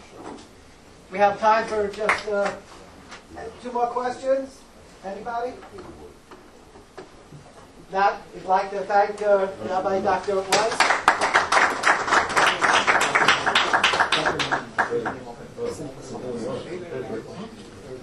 So, thank you, Shikha. Now, we have some very important, Rabbi Weiss? I'm just kidding. We'll get another picture. Okay, before we give the introduction, I want to thank Rabbi Ari Weiss for bringing down the inspector of the hate crimes unit. Also, a quick important story. I can ask Rabbi Yisrael Khan if he could briefly say a minute or two, a certain interesting story that happened recently, which is a Kiddush Hashem with the police. After Rabbi Khan's story, we'll segue into the inspector. Rabbi Khan, please. Second, can you take a picture? Inspector, come in. 1, 2, 3, one more. I'm not a speaker, but the lady asked me to say, as a member of the Igud, I can't say no to our vice president. A couple of weeks ago, there was a tragedy that happened in New York City. A highway patrolman, St. Armand, was on the way to his job, and riding a motorcycle, he washed out to hit something, and tragically passed away. There was a stupid comment that someone put on social media, basically saying, if you got a ticket and highway patrol, check the name, this may be your lucky day, and then signed off saying, Lili Nishmas Tzadik. Now this pious person, Lili Nishmas Rabshai Bar Moshe. Now back in the day when Jews were persecuted in Europe, there was a saint, the rabbi, who since passed, and he would help people out. You know, they would go to him, he was a mystical person. Someone in a very bad light went and connected these two together, and just, it was horrible. Worse than that, someone put it on an Instagram account with over 12,000 viewers. There were people who said this is disgusting, remove it, but for the most part, people are busy, didn't see it, didn't take the time to respond. Myself, as a police liaison in Rockland County, felt horrified by this, reached out to a couple of friends there in Brooklyn and in the city, and decided we wanted to do a fundraiser, just to show that this is not who we are, this is not what we present. Within 24 hours, over $11,000 was raised. In addition, Toys for You, and that's all donations, $20, $30, $5, $1 from Jerusalem with love, condolences, I never got a ticket. One person even said, I think I may have received a ticket from you. Just people showing who we really are, that we respect law enforcement, as I was saying to say, if not for the, pray for the justice, because if not for that, one would swallow each other, they would attack each other. In addition, Toys for You, and this is news nobody's aware of that yet, Toys for You, a Jewish chain store in New York, has graciously donated a $1,000 gift certificate for the children of the family, so they can have it. We will be presenting it at a time, the time to be decided by the police department. But as a shliach of the Igud, I'm the spokesman, and just wanted everything to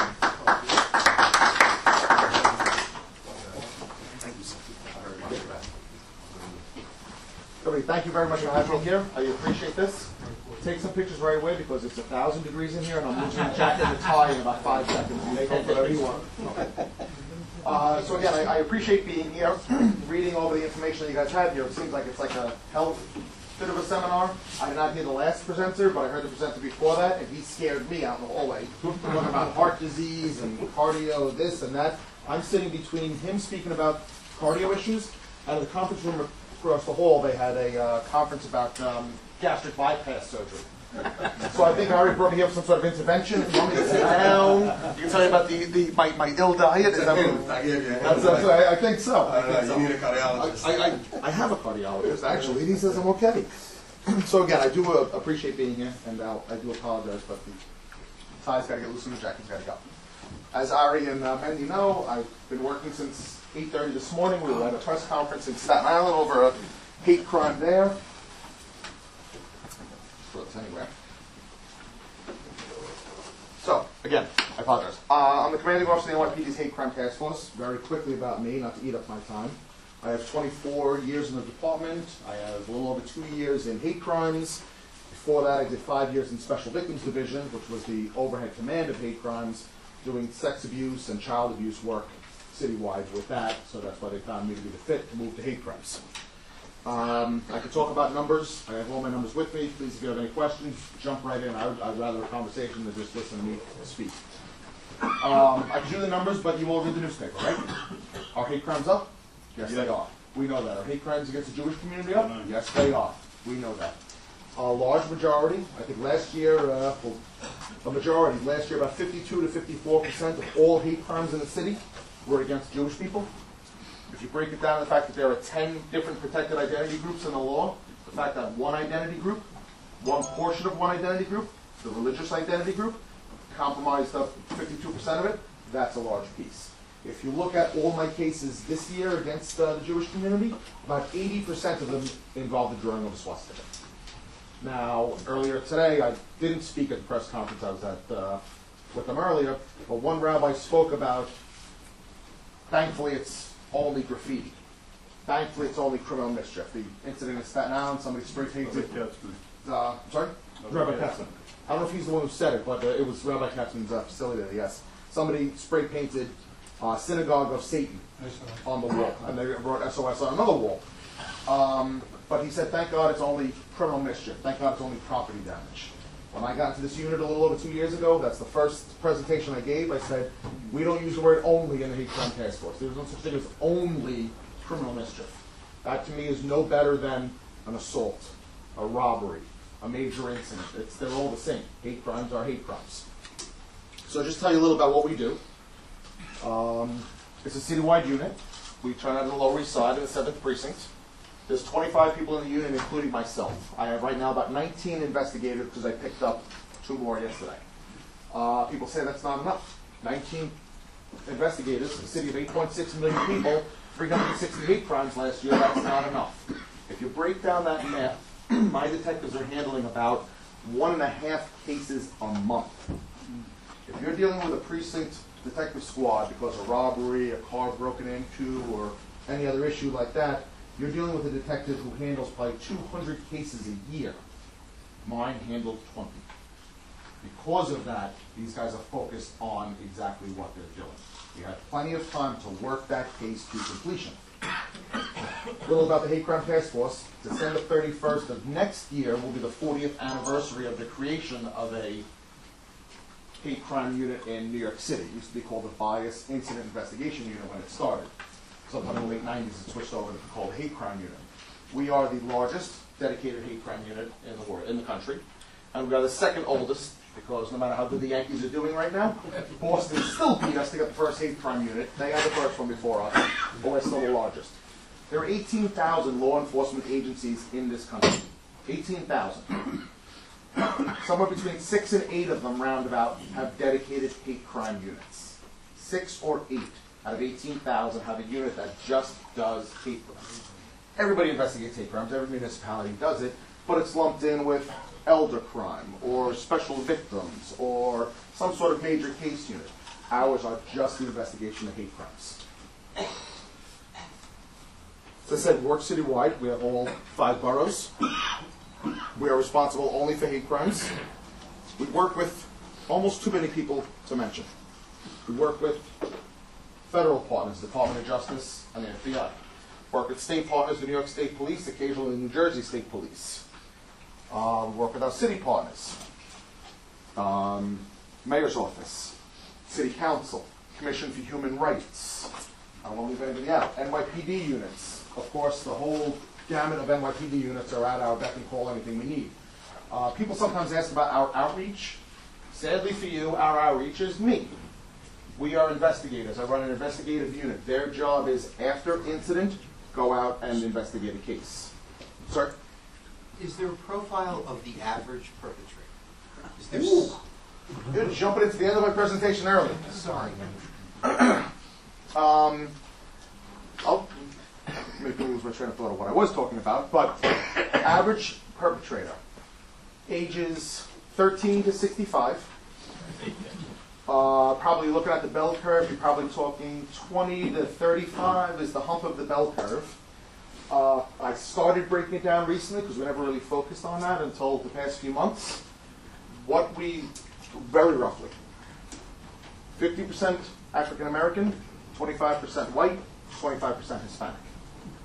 That is the rough, looking at the last 3 years' experiences, that's roughly where we are right now.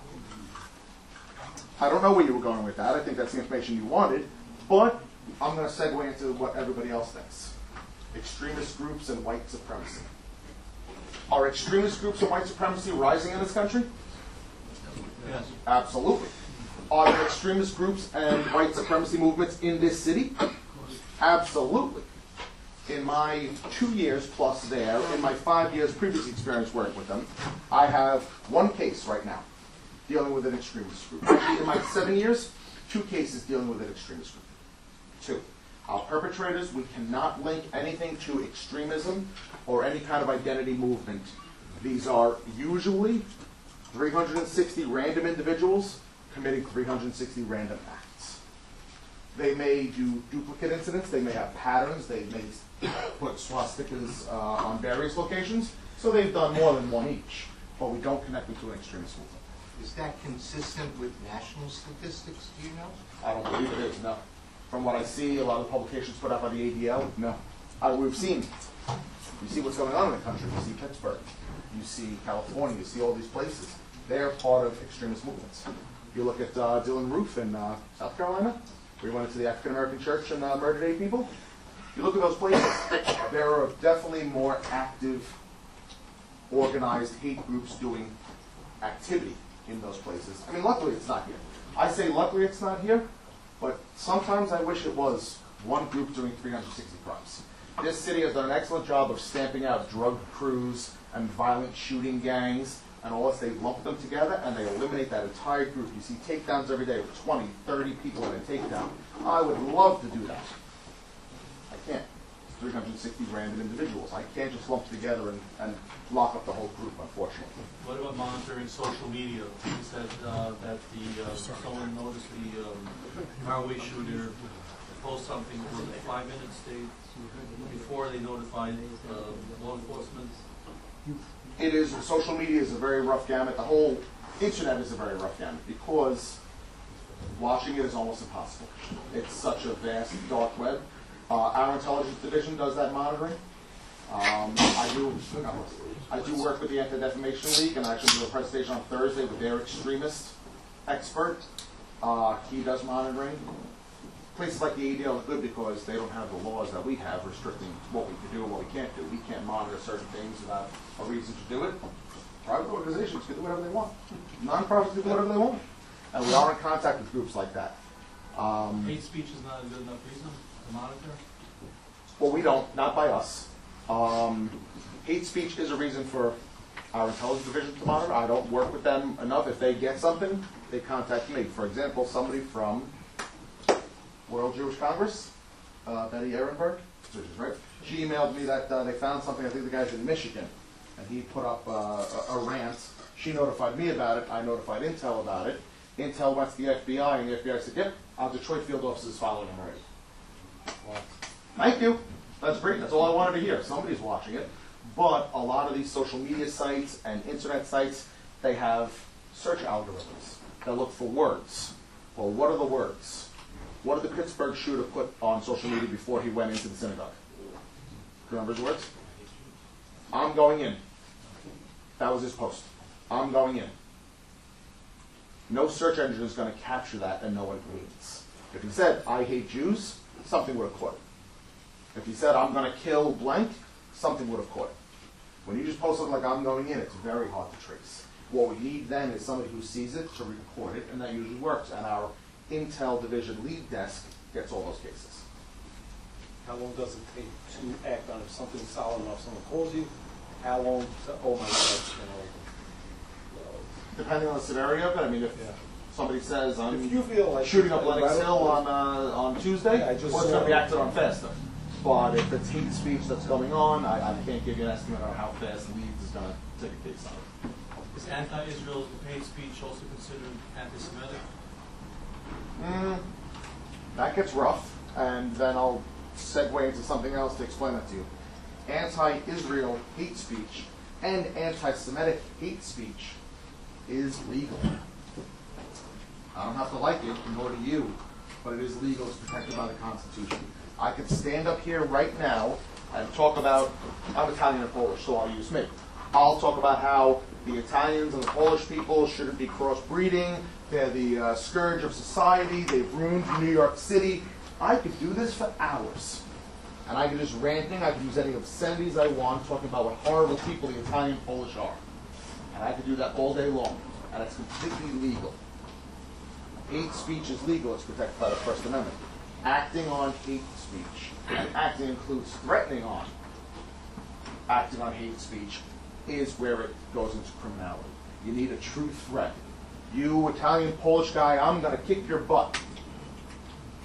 Now you've crossed the line. Now you've crossed the line into an actual hate crime, aggravated harassment here in New York City. I don't know what other jurisdictions do. Well, New York State, it's the New York State penal law. But the hate speech part is a problem.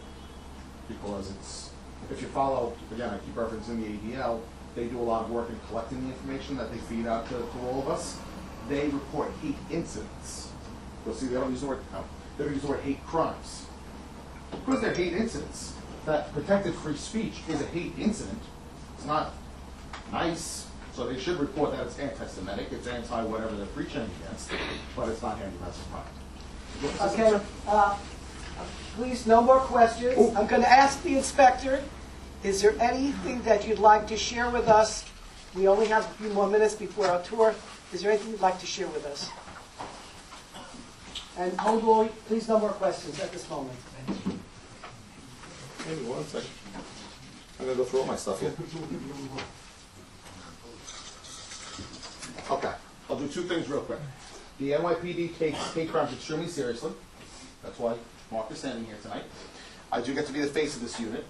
And from little know that you might know about our department is guided by a patrol guide, a department manual. It's a binder about this fat that tells you everything from the size of the stitching on your sleeves to how to do an investigation to ranking structure. Hate crimes are, to the best of my knowledge, the only one area where it says an executive must respond to the hate crime. If there are 2 shootings in a precinct or in a borough at the same time, the executive, captain or above, is responding to one, and will probably make his way over to the second one.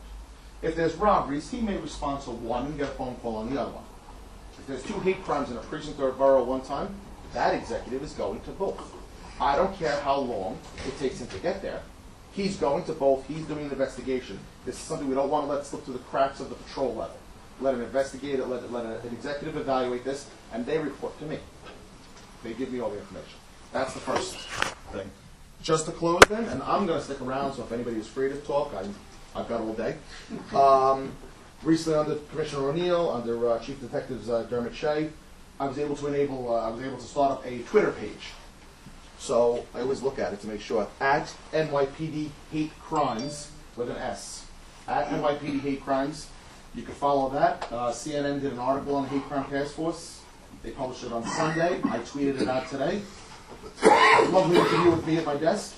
And also we made an apprehension in Lower Manhattan today on an anti-Hispanic hate crime of a woman who threw a chair at a guy's face and hit him in the forehead after yelling some terrible anti-Hispanic slurs. Stuff like that gets tweeted out. So follow, if you're on Twitter, follow me, I'll follow you back. It's not a reporting mechanism, so don't report hate crimes through there. Report through 911. Always call 911. The Twitter police aren't coming to investigate your crime. Take a picture and put it on Twitter and say how horrible this is. The Twitter police are not showing up, neither are the fake agents. Call the police. Call 911. And somebody actually mentioned site security. I know that was one of the original topics you guys mentioned. All I'll touch on is cameras. If you have cameras on your business, on your residence, on your synagogue, on wherever, make sure they work. Make sure they're recorded. Make sure they point in the right direction. Make sure people know how to use it and access it. and make sure the time and date are correct. If you're off by an hour and 27 minutes, it takes me that much longer to look for my crime evidence, because I got to try to figure out where it is. Make sure everything's accurate, make sure somebody knows how to use it. When I show up and I ring your doorbell, say, yep, absolutely, I know the code, let's go in, boom, let's do it. Not, I've got to call my tech, he'll be here in 3 days. So those are the things I ask you with camera security. Is there anything else? No. You don't want me to cover this? Would they go down, let's say, the synagogue to tell them how, like, evaluate, okay, you should have your camera like this? Contact your local precinct, and they have a crime prevention officer who will come out and do a crime prevention survey. Okay.